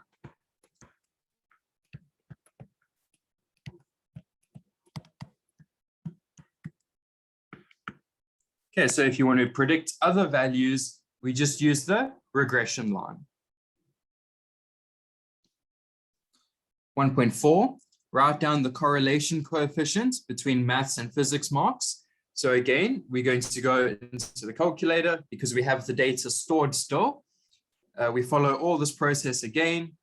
However, now we are interested in this variable R. Okay, that's our regression coefficient. So you can select the variable, press equals, and that will give us our value. Okay, so in this case, we get R is equal to 0.95. That's our regression coefficient. Okay, 1.5, comment on the strength of the correlation between maths and physics marks. Okay, so when they're looking for the strength of the correlation, we want to know how close is this value to 1. Okay, are we looking for the absolute value of this? So if this number is positive, we have a positive correlation, positive slope. If the number is negative, it's going to go down. However, if the magnitude of this, so we look at the positive value, if it's very close to 1, it means strongly correlated. If it's not close to 1, then it's weakly correlated. However, this is very close to 1, so there is a strong, because it's close to 1, positive, because we've got this positive slope correlation. Okay, between the maths and the physics marks.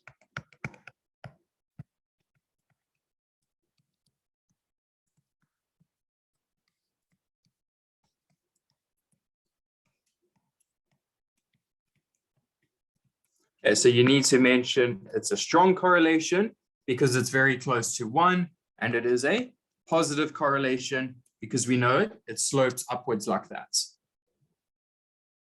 Okay, if you have any questions, please just let us know in the chat. Okay, 1.6. What trend did the teacher observe between the results of the two subjects? Okay, well, we can see from the previous question that there is a strong positive correlation. So we can say that the teacher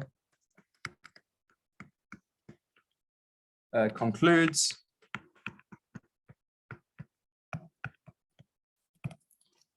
that the higher the maths mark,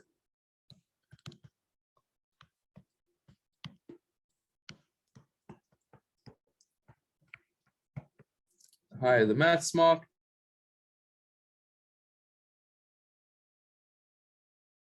the higher the physics mark will be.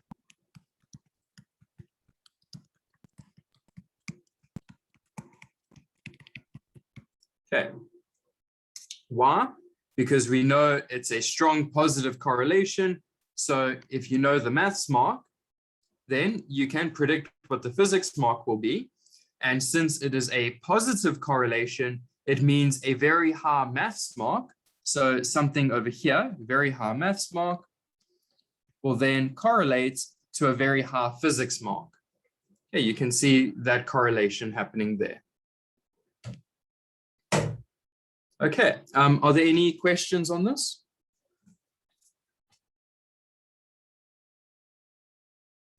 Okay, let's move on to question 2. So we have some bar charts over here representing the number of aircraft landings at these 2 airports. Okay, so we see here we've got the first plot here in the black, and then in the light gray we've got the second one. And these are for the months from April to March. Okay, so we want to know during which month is the difference, is this difference the greatest? So we just go through the months and we can see that over here at July, we see that there's the biggest difference between the values. Okay, if you just take a look at the difference in heights, we see that July has the biggest difference. Okay, 2.2, the number of aircraft landing during these months are as follows. So we've got 1, 2, 3, 4, 5, 6 times 2. So there are 12 data values. Okay, so if we want to find the mean, what we need to do is add up all of the values and then divide by 12. So let's do that. So this is 2.2. We want to find the mean. So we add everything up and divide by how many we've added up. So that's going to be 2, 1, 8, 2, plus 2, 3, 2, 2, plus 2, 2, 6, 7, plus 2, 3, 3, 4, plus 2, 3, 4, 6, plus 2, 1, 7, 5, plus 2, 2, 9, 3, plus 2, 2, 6, 3, plus 2, 2, 1, 5, plus 2, 2, 7, 1, plus 2, 0, 1, 8, and last one here, plus 2, 2, 5, 4. Okay, so that's the sum of all of the landings. We need to divide all of this by 12 because we've got 12 data points. So if we sum everything up, we're going to get 2, 6, 9, 4, 1. We need to divide by 12. That gives us a mean of 2245,083 landings. Okay, so that's how we calculate the mean. Okay, 2.3, calculate the standard deviation for the number of aircraft landing at the King Shaka International Airport for the given period. So now we want the standard deviation. Okay, please just give me a second.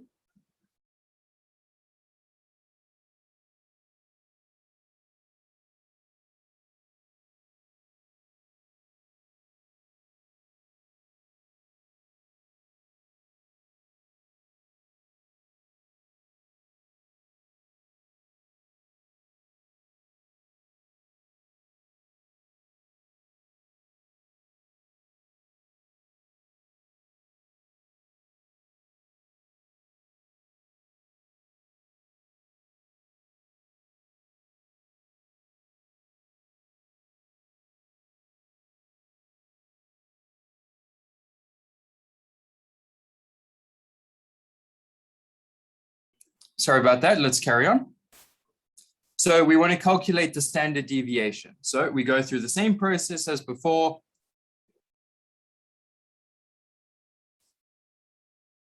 Okay, so we go through the same process as before in adding all of the data, but this time we only have single data to add. Okay, so the process is a little bit different. So let's go through that.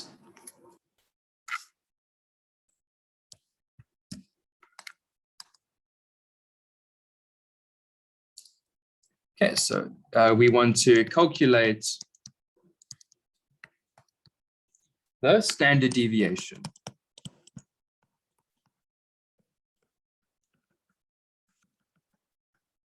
Okay, so this can work in general, so it's not specifically for this example. So what's the process? Okay, so it's quite similar to before.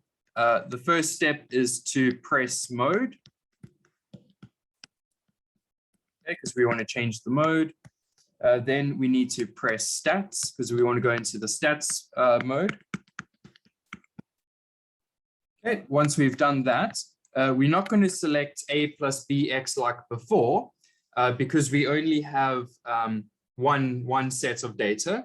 So we want to choose this function here. Okay, so we choose that function. Okay, so now we only have one table, one column to fill in. So we're going to enter our values.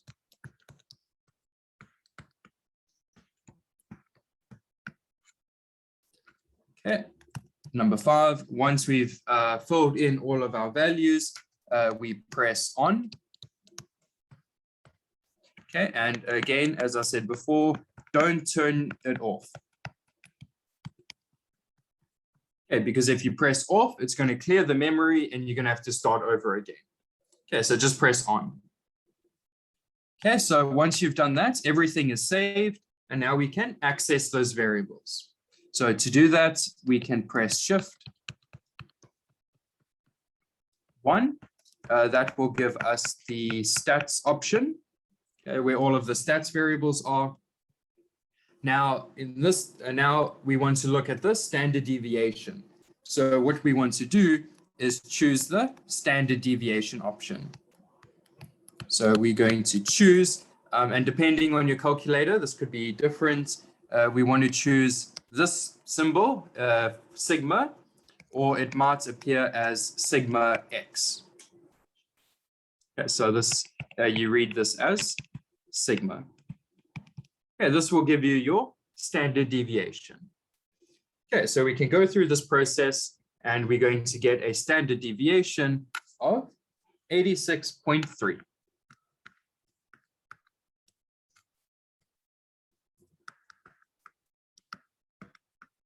Okay, so that will be our standard deviation for this data. Just by the way, standard deviation is a measure of how spread out the data is.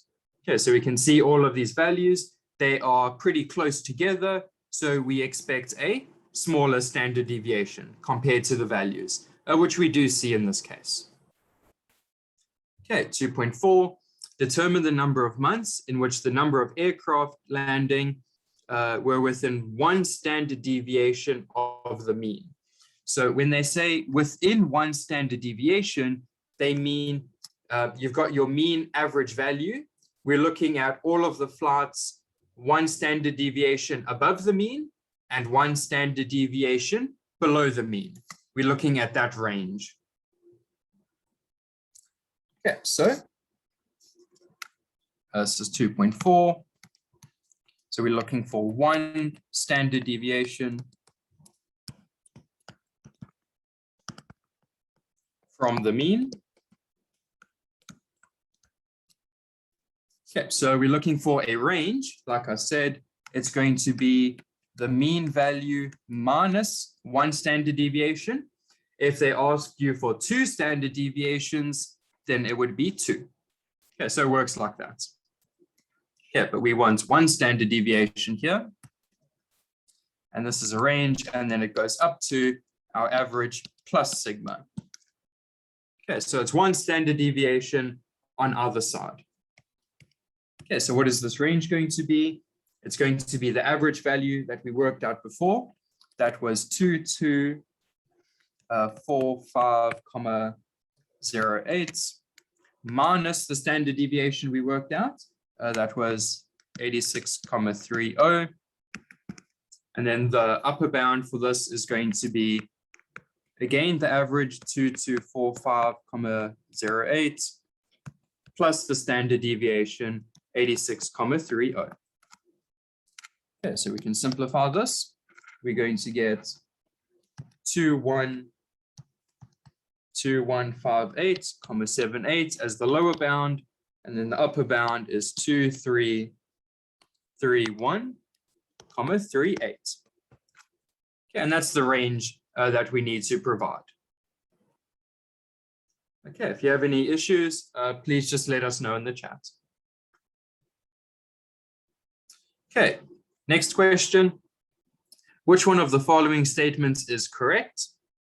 Okay, so let's go through them. During December and January, there were more landings at the Port Elizabeth Airport than the King Shaka International Airport. Okay, so let's look at December and January and see if Port Elizabeth has more. Okay, so we've got December over here and January over here. Okay, so the first one is King Shaka. So we see that King Shaka has more. Okay, so that one's wrong. Okay, next one. There was a greater variation in the number of aircraft landing at the King Shaka International Airport than the Port Elizabeth Airport for the given period.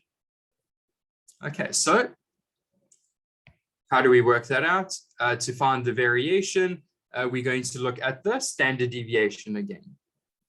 Okay, so we can look at, King Shaka versus Port Elizabeth. Okay, we can see, no, there's no more variation there. So that one's also wrong. Okay, and C, the standard deviation of the number of landings at the Port Elizabeth Airport will be higher than the standard deviations of the number of landings at the King Shaka Airport. Okay, yes, yeah, that one's going to be true, because we see here, we've got this outlier over here. That's going to increase the deviation. Okay, so this last one's going to be true.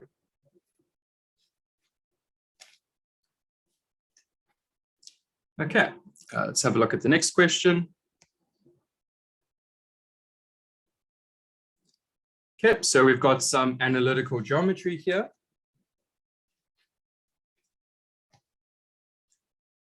Okay, so let's zoom out so we can see the picture. So we've got triangle TSK is drawn here.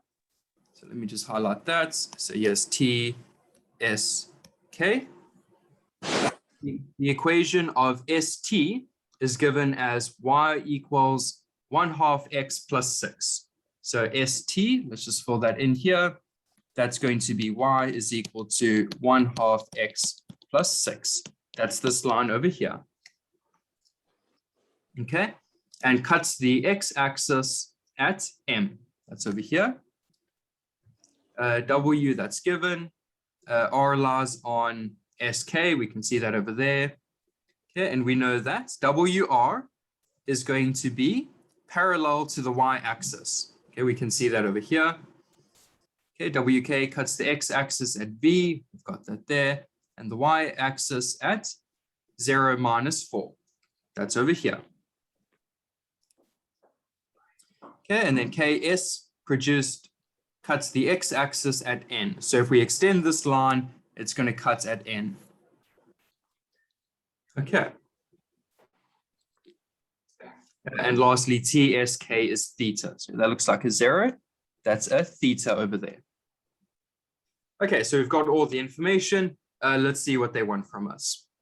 3.1, calculate the gradient of WP. Okay, so we've got W over here. We've got P over here.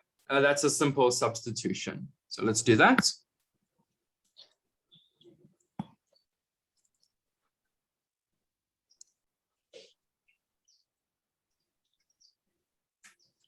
Okay, so if we want the gradient, that's 3.1. We want the gradient m, that's going to be y2 minus y1 over x2 minus x1.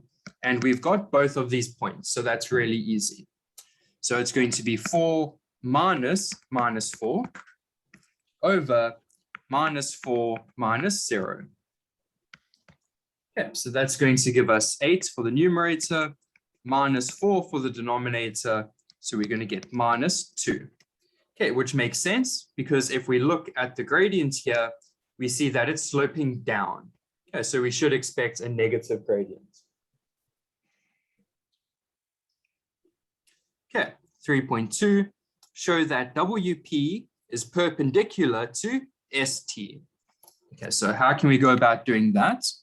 Well, if you want to prove that two lines are perpendicular, what you can do is show that the gradient of the first one times the gradient of the second one is equal to minus 1. If you can show this, then that means that they are perpendicular. Yeah.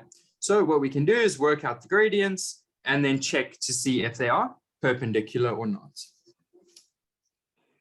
Okay, so what is the gradient of ST? Well, we've got the equation for ST, so we can just read off the gradient. That's going to be that part over there.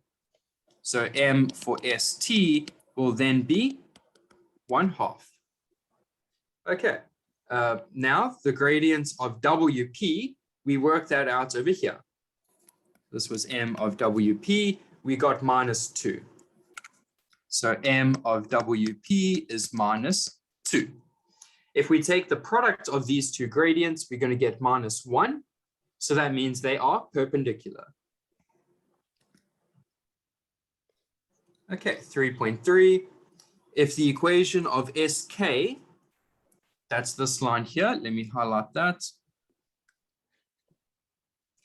Okay, so we've got that line SK is given by 5x plus 2y plus 60 equals 0. Okay, so it's not in simplified form, but we can still work with that. Calculate the coordinates of S. So S is over here. Okay, so we see that the coordinate S is the intersection between ST and SK. Okay, they cross over there. So what we can do is make the equation for ST equal to the equation for SK. And then if we solve that, it will give us the intersection point. Okay, so let's do that.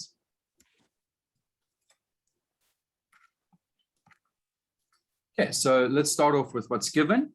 So we have 5y plus 2x plus 60 is equal to 0.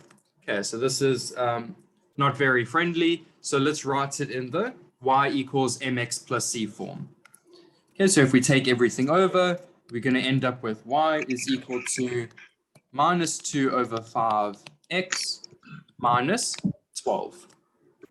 Okay, so we take everything over and then divide by 5. Okay, this is easier to work with. Okay, so we've got this as the one equation. We know the other equation is 1/2 x plus 6, so we just need to make them equal. So we're going to have minus 2 over 5x minus 12, that was from above, is equal to 1/2 x plus 6. Okay, so we make the two lines equal, and we can solve for the intersection.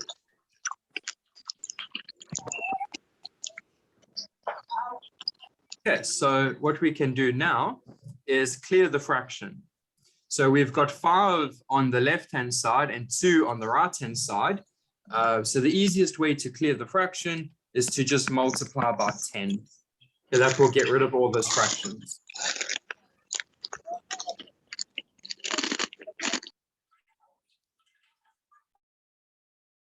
Okay, so if we multiply by 10, that gets rid of the fractions. And we're left with minus 2x minus 120 is equal to 5x plus 60. Okay, so this is a lot nicer to work with than working with the fractions. Okay, so we can take all of the x's to one side. Sorry, that's a sorry, that's a 4x.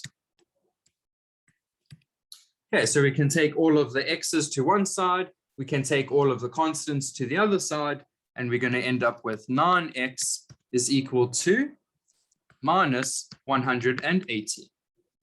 Okay, now we can divide through by 9, so we get x is equal to minus 20. Okay, so that's the x value, but remember, we're trying to find a coordinate, so we need to find the corresponding y value. So we can just sub it into one of the lines. Okay, let's sub it into the one with minus 2 over 5x minus 12.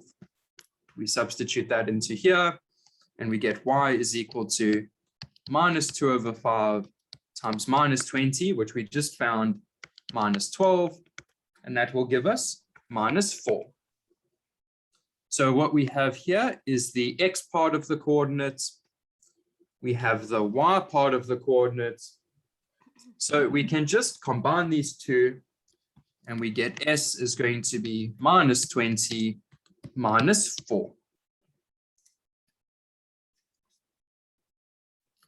Okay, if you have any queries, please let us know in the chat.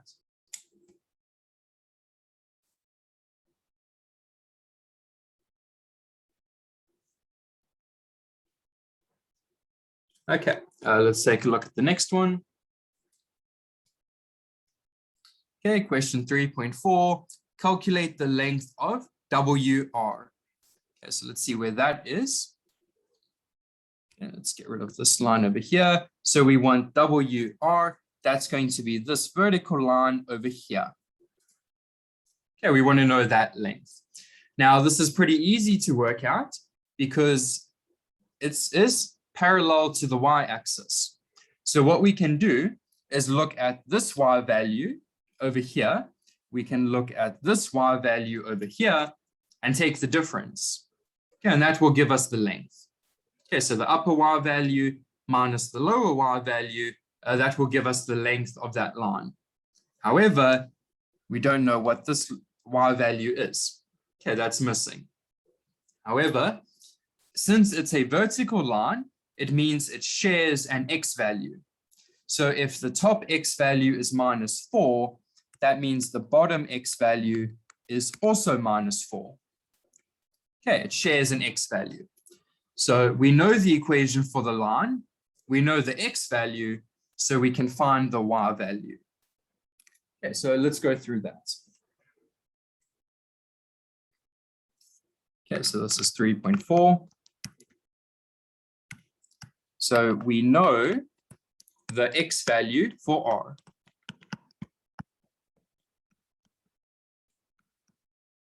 Okay, so we know the x value. That was minus 4. Okay, because it shares the x value with that top point. So we also know the equation for the line.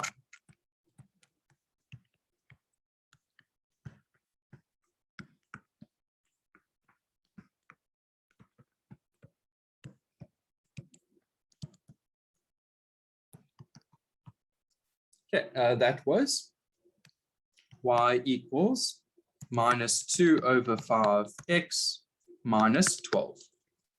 Okay, so we know the x value, we know the equation for the line, so we can just substitute it inside, and that will give us the y value. So y is going to be minus 2 over 5, x is minus 4, minus 12, yeah, and that will give us minus 52 over 5. Okay, so that's the y part. So this is the y part for R. So R is going to be minus 4 minus 52 over 5. Okay, so since we know the points R, we can now find the distance WR. So it's going to be the upper y value, which was 4, minus the lower y value. That's going to be from R, that's minus 52 over 5. So minus and a minus, that makes a plus. So we end up with 72 over 5. And remember, this is a length, right? So it's going to be units. And that's the length of WR.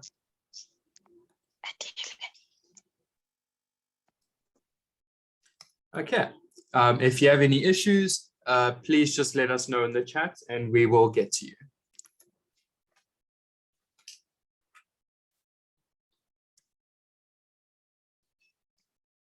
Okay, 3.5. So now we want to calculate the size of theta. So let's just clear up our drawing here.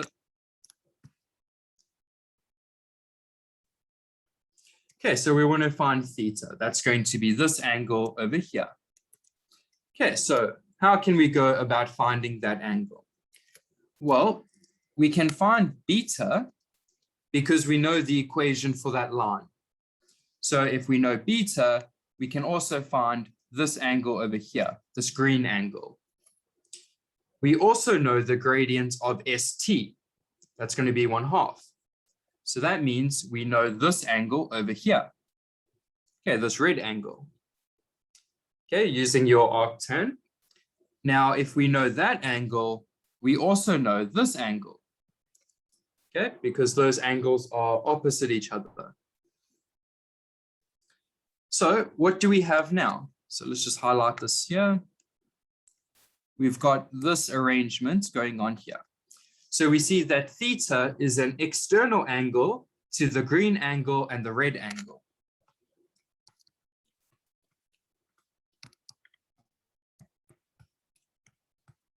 External angle to, let's just put the green angle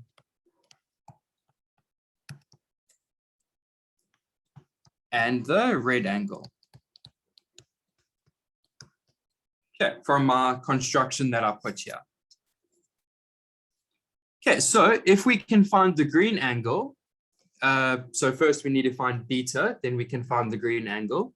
If we can find the red angle, given the gradients of that line, we know those two, so we can find theta, okay, which is the external angle up to this triangle. Okay, so let's go ahead and do that. Okay, so this is 3.5. So we know that the gradient of SK is equal to -2/5. Okay, that was that lower line. So we know that tan beta is equal to MSK.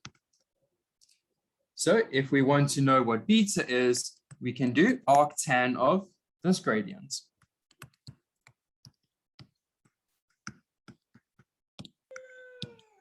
Okay, so that's going to be arctan of -2/5. And that will give us an angle of 158,19 degrees. Okay, so that's our angle beta. But remember, we didn't want beta, we wanted this green inside angle. So we're going to have to take 180 minus beta. Okay, so let's just put here the green angle is going to be equal to 180 minus beta. So that's going to give us 21,80 degrees. Okay, so that's that inside green angle. Next, we want to find the red angle. So we know that the gradient of that line is 1/2. So we can find what that angle is.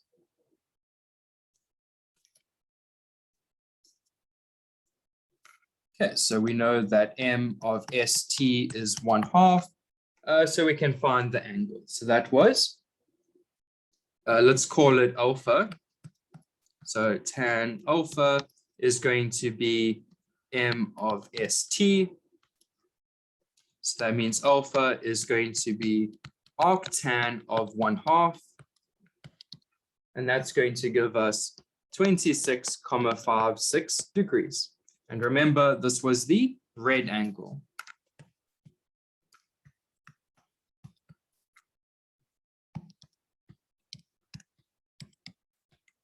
Okay, so we've got the green angle, we've got the red angle. So now we can just calculate theta. Because remember, theta is external to this triangle over here. So theta is going to be equal to the green angle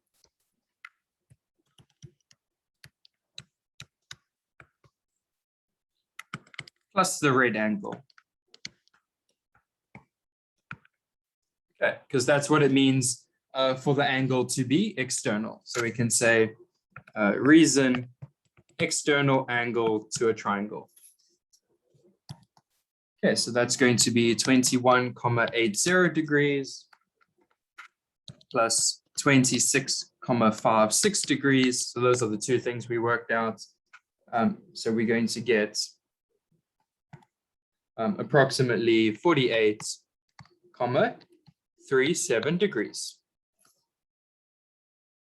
Okay, so let's just zoom out here. You can see everything. So we found the green angle using the gradients of SK. We found the red angle using the gradients of ST. We just added them together because theta was external. And that gives us theta. Okay, if you have any issues with this, please let us know in the chat. Okay, 3.6. Let L be a point in the third quadrant such that SWRL, in that order, forms a parallelogram. Calculate the area of SWRL. Okay, so let's just clean up our drawing so we can fill that in.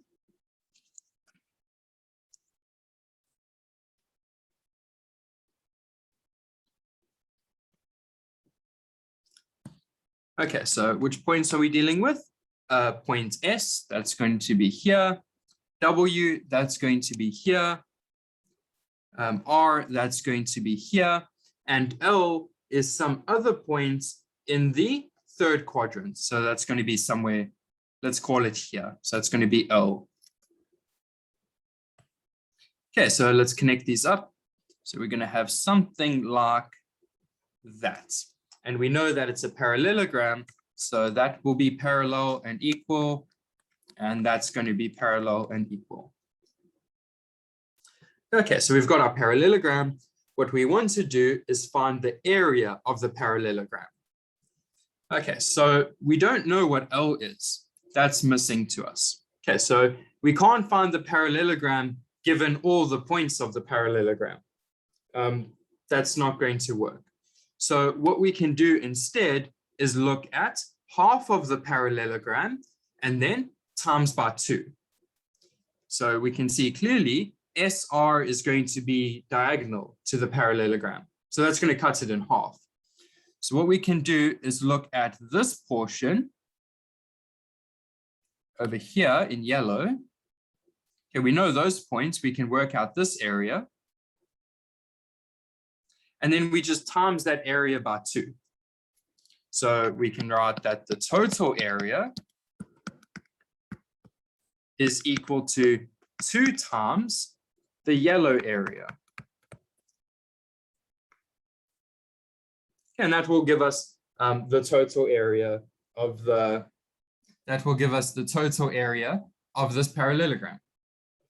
Okay, so the yellow area is quite nice because it's just a triangle. So we want to work out the area of the triangle and times it by 2. So how do we work out the area? It's going to be half base times height. So let's just draw a perpendicular height here. We call that H. WR, let's call that B for the base, and we can work it out. Okay, so let's do that. So this is question 3.6. Calculate the area.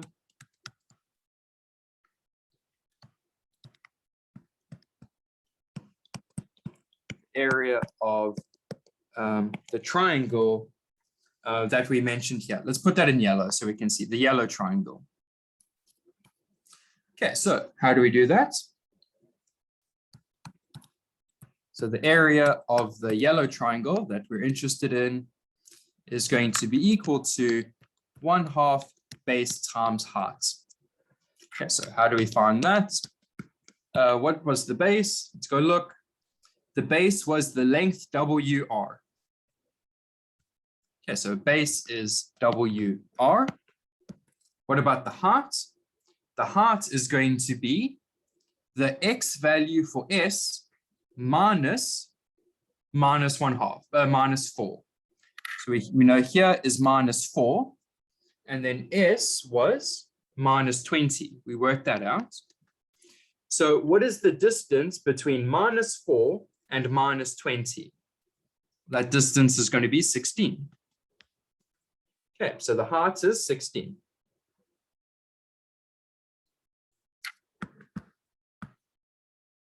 Okay, so what was WR? We worked that out a bit before.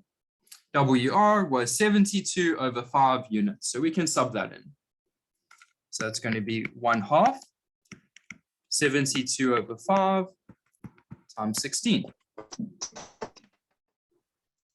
Okay, but remember, this was half the parallelogram. So the area of the full parallelogram, SWRL, is going to be 2 times the area of the triangle, the yellow triangle. So that's going to be 2 times the area that we have above. So that's going to be 1/2 72 over 5 times 16. Okay, the 2 and the half, they can go away. So we just need to work this out, and we get about 115,2. Remember, it's an area, so it will be units squared. Okay, so this is the area of the full parallelogram. So let's just put here, this is the full parallelogram.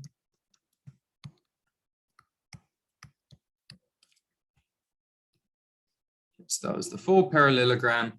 And then this triangle that we were looking at, that was only half the parallelogram.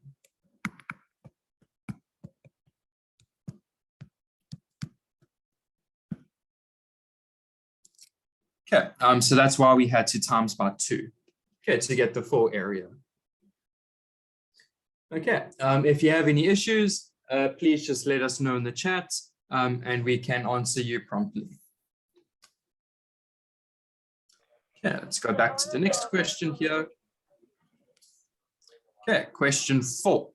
Okay, so here we are dealing with some circles. So 4.1, determine the equation of the small circle. So they are referring to this circle over here. Okay, so how do we determine the equation of the circle? The first question you should ask yourself is the circle shifted from the origin? In this case, the circle is centered at the origin, so there's no shifting involved. That's number 1. Number 2, what is the radius of the circle? Well, this is the radius of the circle. So if we know the radius of the circle, we know the center of the circle, we know the equation of the circle. So 4.1, we want to know the radius. So how is it going to look? It's going to be x squared plus y squared is equal to r squared. Okay, there's no shifting involved. So what about this x and y? Well, we see point M lies on the circle, which means it satisfies that equation. So we're going to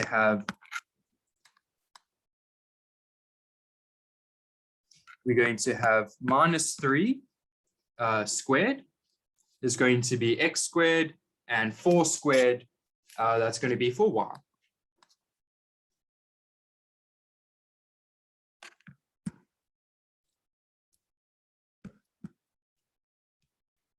Okay, and then we can work that out, and that will give us our r squared.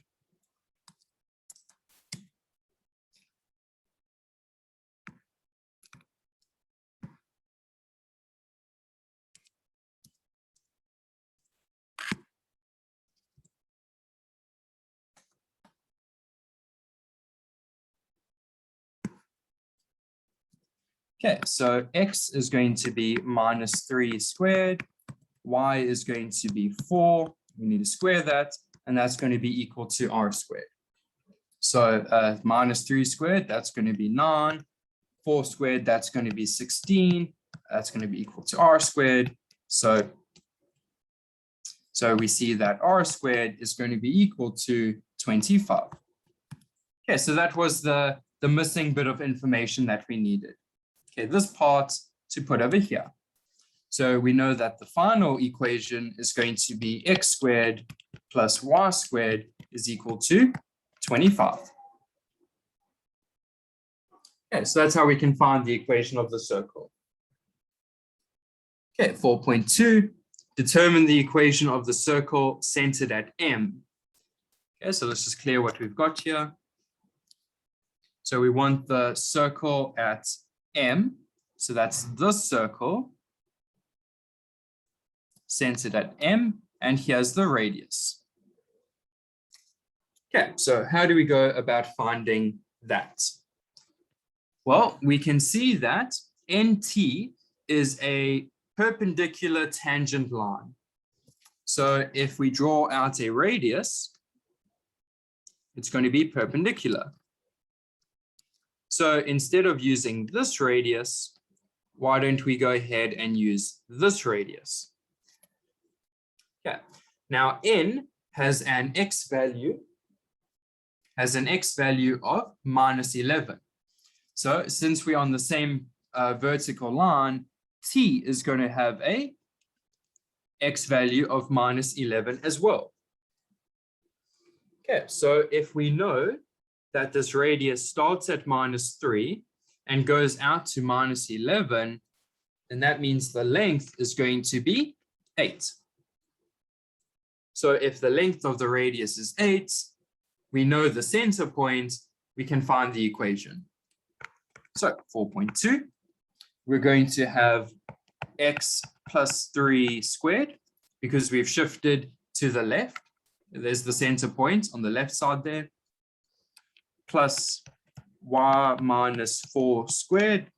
Okay, we've gone up there to 4 is equal to, the radius length is 8, so it's going to be 8 squared.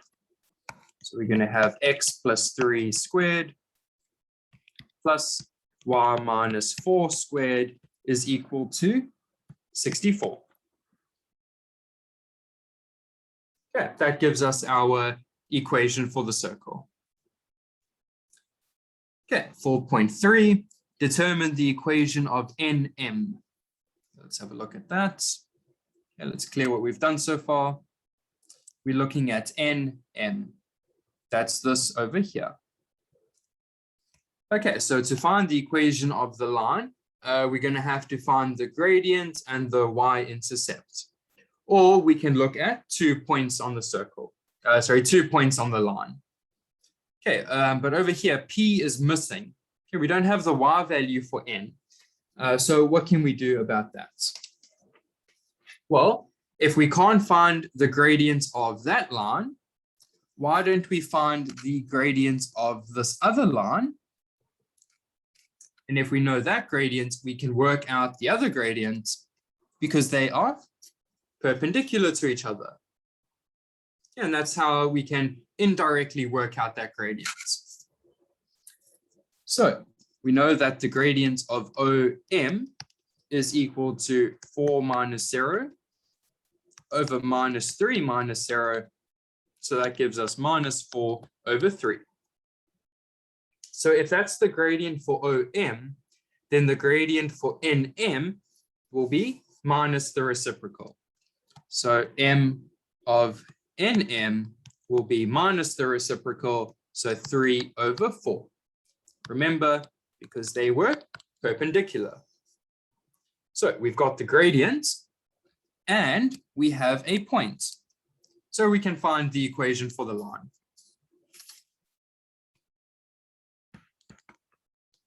Okay, so it's going to be y minus y1 is equal to mx minus x1. And we've got all of this information now.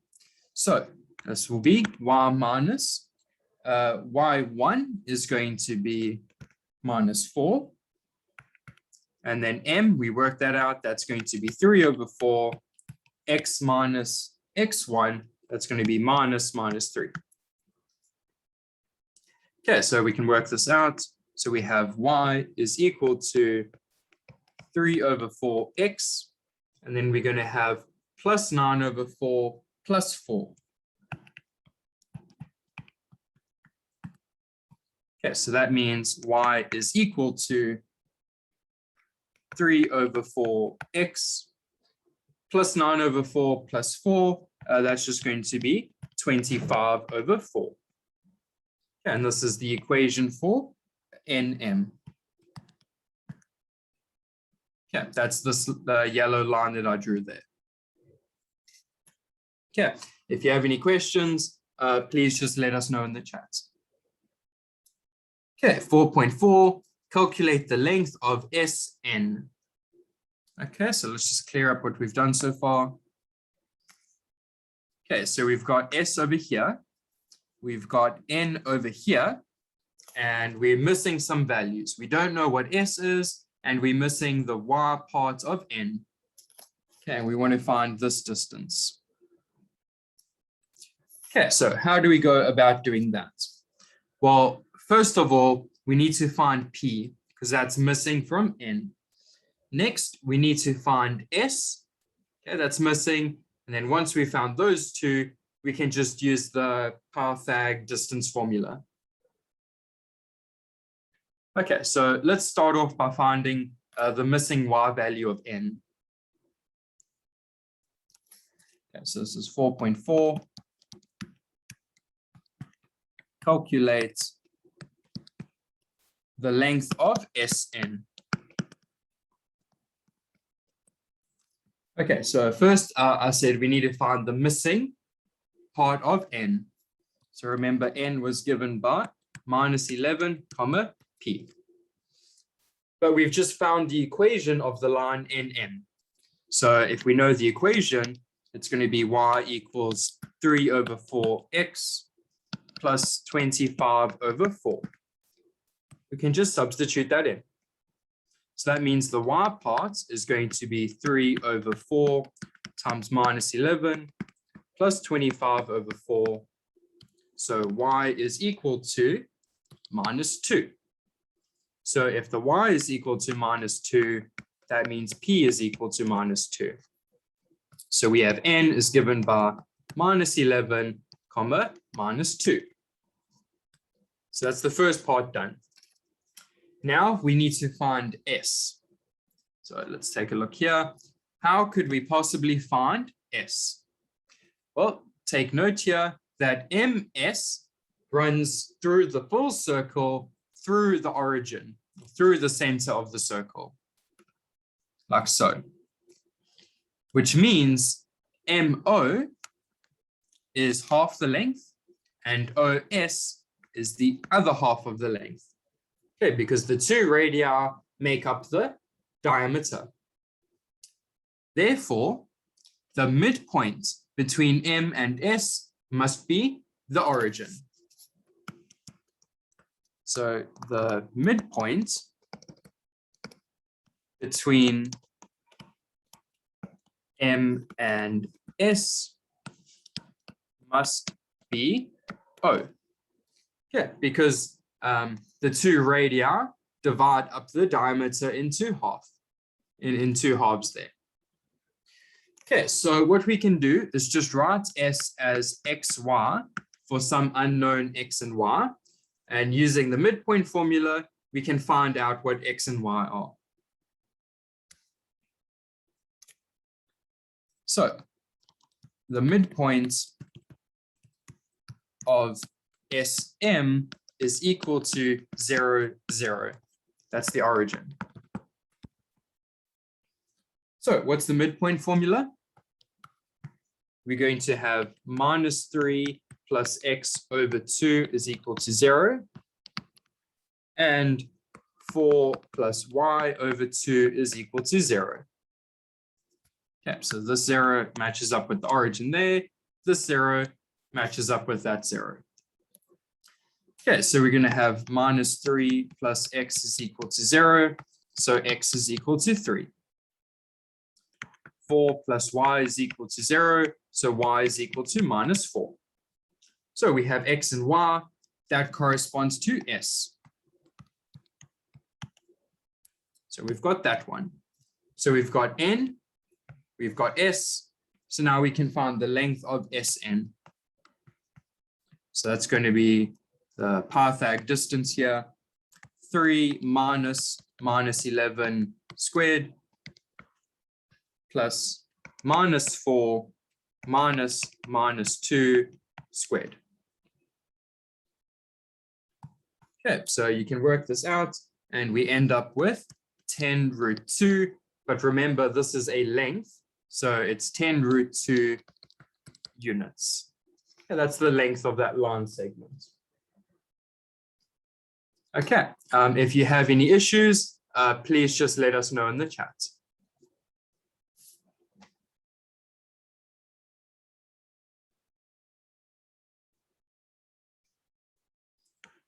Okay, question 4.5.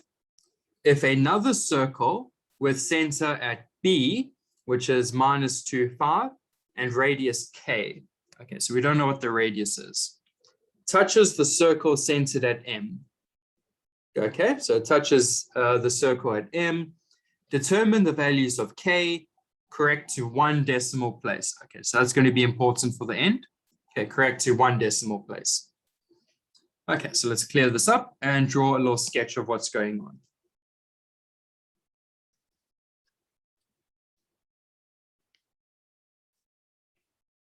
Okay, so we've got another circle. B is at minus 2, 5. Okay, so minus 2, 5. It's somewhere, let's say, here. Okay, that's B.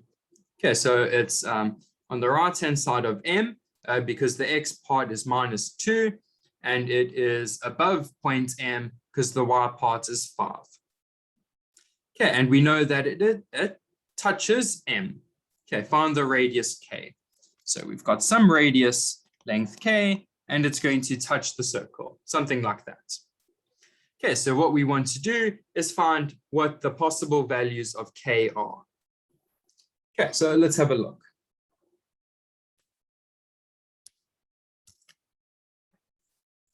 Okay, so this is question 4.5. We have another circle at B, which is given by minus 2, 5, has radius K. Okay, we don't know what that is yet. Okay, we also know that it touches the circle at M, or touches the circle centered at M. Okay, so we know that the center is given by B.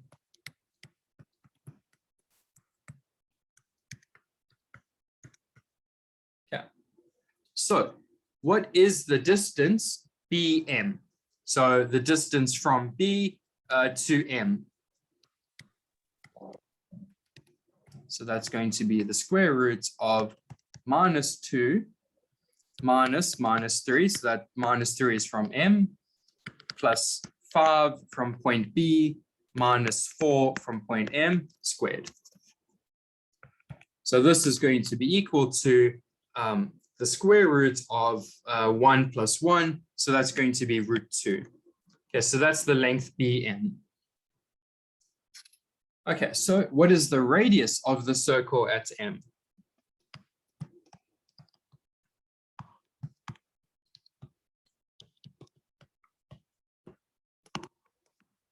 Okay, radius of the circle at M, that's going to be 8. We worked that out right at the beginning. Okay, so we know the distance BM, that's going to be the distance between the centers. So distance between centers. Okay, so please keep that in mind. So what are the possible values for K then? Well, there are two possibilities. Either K is equal to 8 minus root 2. So it's the radius of M minus the distance between the centers. Or K is equal to 8 plus root 2. we add the distance between the centers. Okay, that's because it can be on either side. You can add it or you can subtract it. Okay, so this is equal to 6,59, and this is approximately 6,6, because remember they said 1 decimal place. Okay, we don't want to lose marks for not following instructions.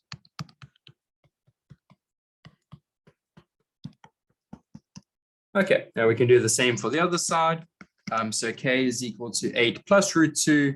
That's going to give us 9,41. But again, they said 1 decimal place. So that's just going to be 9,4. Okay, so these are the 2 possible radii that this other circle can have. Okay, so we've got a smaller radius and a larger radius, depending on where you want the circles to touch.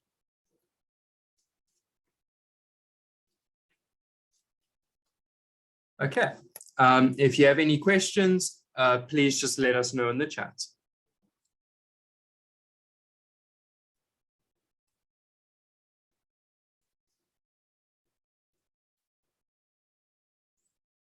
Okay, so we've got a bit more time. Let's go through some more data handling.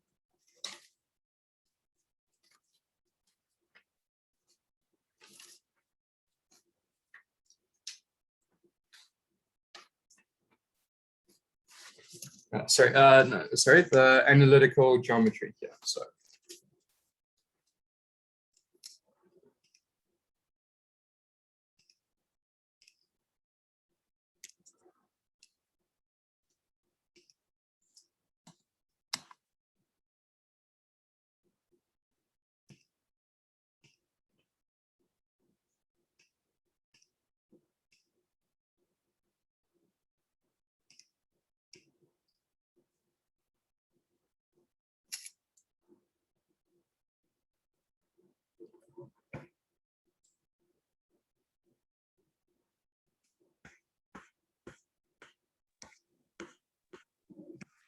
I just want to go through this next problem here.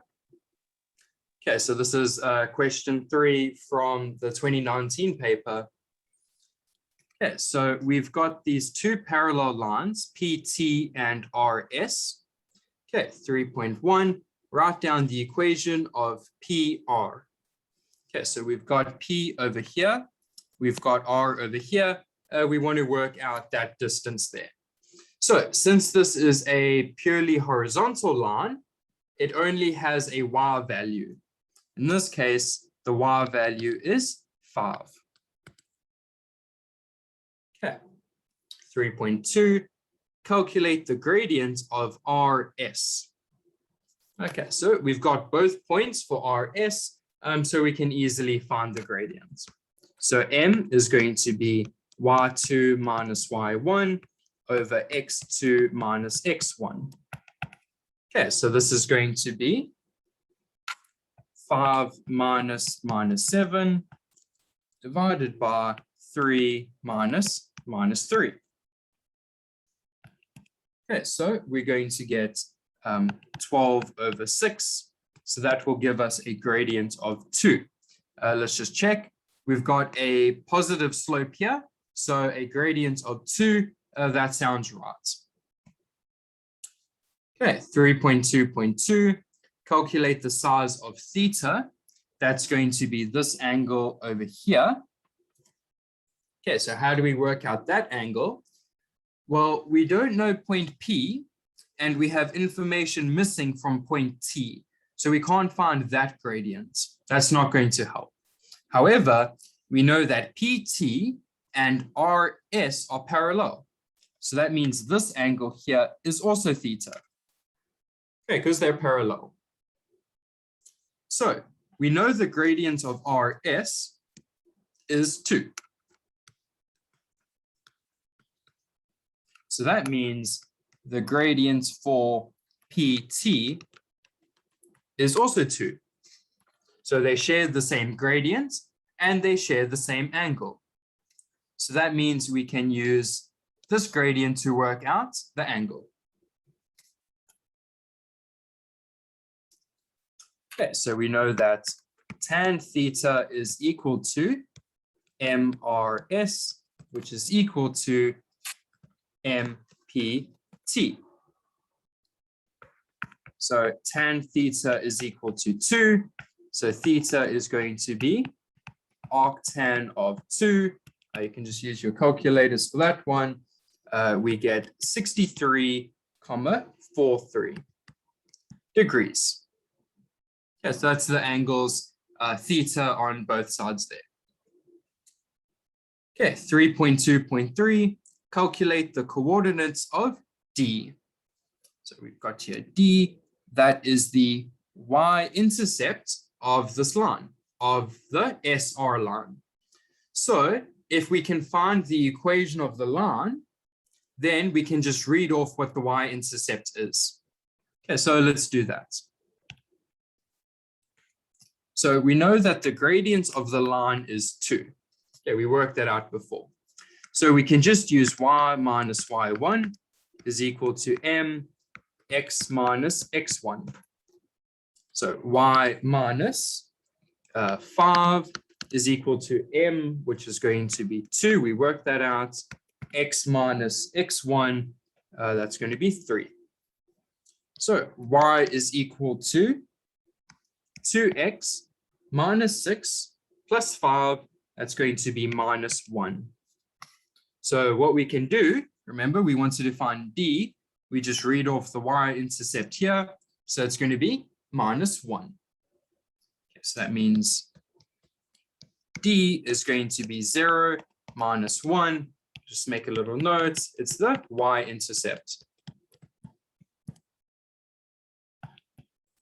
Okay, so it's the y-intercept for that line.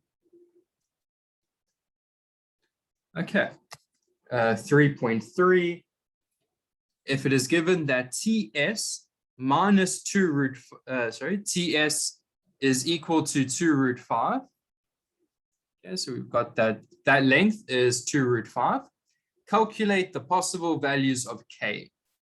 Okay, so where is TS? That's this over here.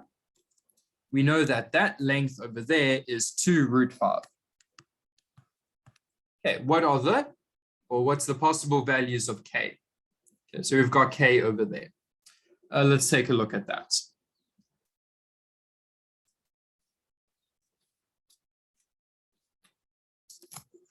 Okay, so this is 3.3.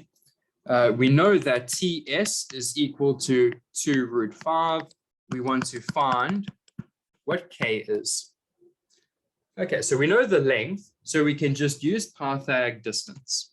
So we're going to have minus 3 minus minus 5 squared plus minus 7 minus K squared. And that's going to be equal to our distance, 2 root 5 squared. Okay, so let's just clean this up a bit here. We're going to have minus 3 plus 5 squared plus minus 7 minus K squared. And that's going to be equal to 20. Okay, so simplifying out, we're going to get 4 plus, we do the square here, we're going to get K squared plus 14K plus 49 is equal to 20. So we see we get a quadratic in K. So simplifying, we get K squared plus 14K plus 33 is equal to 0. Okay, so we can factor this really easily. We're going to get K plus 3. K plus 11 is equal to 0. So for this first part, we get one solution. K is equal to minus 3. For the second part, we get another solution. K equals minus 11. Now, I'm just going to cross this off now. So that's not a possible solution. So why is that the case? Let's look here. So remember K is the Y value. We see that T is above point S. So it can't have a Y value that is less than minus 7. That's not going to work. So we disregard the y value of minus 11, and instead we keep the y value of minus 3. Okay, so k is minus 3. Okay, so let's just make a little note here. We can't have a y value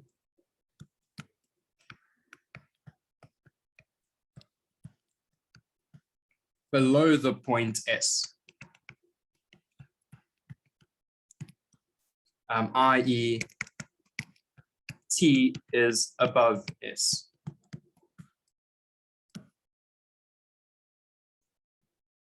Okay, so that's the reason for getting rid of k equals minus 11. Okay, so we're going to stop there for today. If you have any questions for now, please just put them in the chat. My colleague will have a look at them. If you have any longer questions, please just send them through to that email. Okay, so my colleague will also put up the email address for you.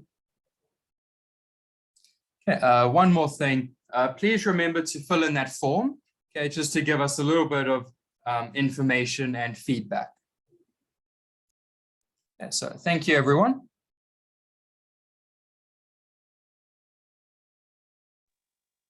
Can I ask? Yeah, you have a question? Yeah, what form is that about? It's just to provide some feedback. So we want to know what grade are you in? Are you in grade 11, grade 12? Where are you from? How you found the sessions? Just stuff like that. Oh, thanks. Sure. Yeah, it's just to see where you're all from. Okay.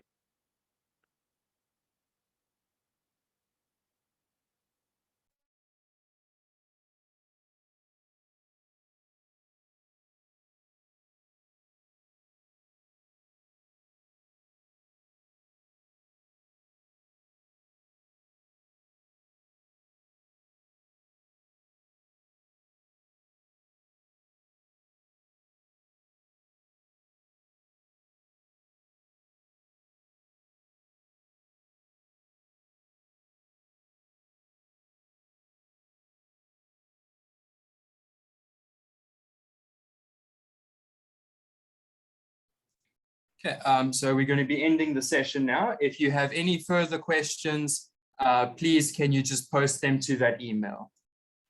Okay, thank you, everyone.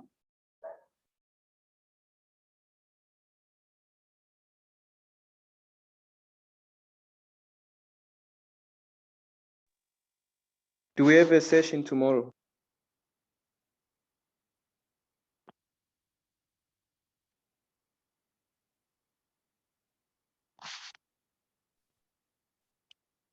There's no session scheduled for tomorrow. However, the revision sessions that you've done on Zoom already will be posted on the website, teaching learning website for your. Oh, so this is like our last session. Yeah, I think you've covered everything you need to cover for the paper on Monday. But you're free to email questions. So if you have questions, you can email it to the Maths helpline, and somebody will get back to you. I think you have 1 day to study for your paper, so you'll need that 1 day to go over stuff yourself. If you come across questions that you don't understand, you can send the email, and somebody will try to get back to you within the time that's available.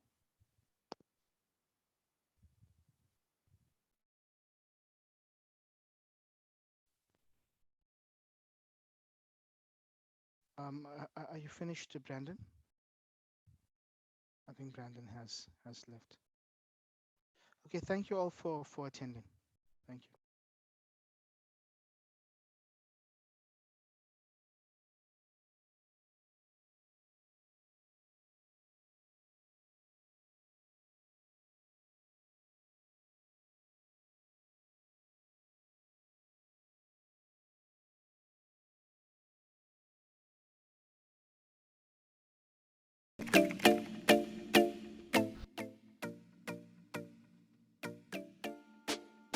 Part of the UKZN experience is the opportunity to be part of a community and to network with not only our world-renowned academics, but with future game changers and leaders. They do say that the extent of one's success can be attributed to those they rub shoulders with. Therefore, you must surround yourself with like-minded people. So, how do you become part of a community that is committed to your self-development? How do you become part of UKZN? First, you have to apply. All applications for undergraduate studies at UKZN are processed through the Central Applications Office, CAO. This is for both your course and student residence application. The application process is as follows. Step 1. Consult the CAO handbook. This handbook provides a list of all qualifications available at UKZN. Step 2. Have a look through the various courses offered and choose a program that interests you and for which you meet the minimum requirements. As one of the top 5 universities in the country, UKZN promotes academic excellence.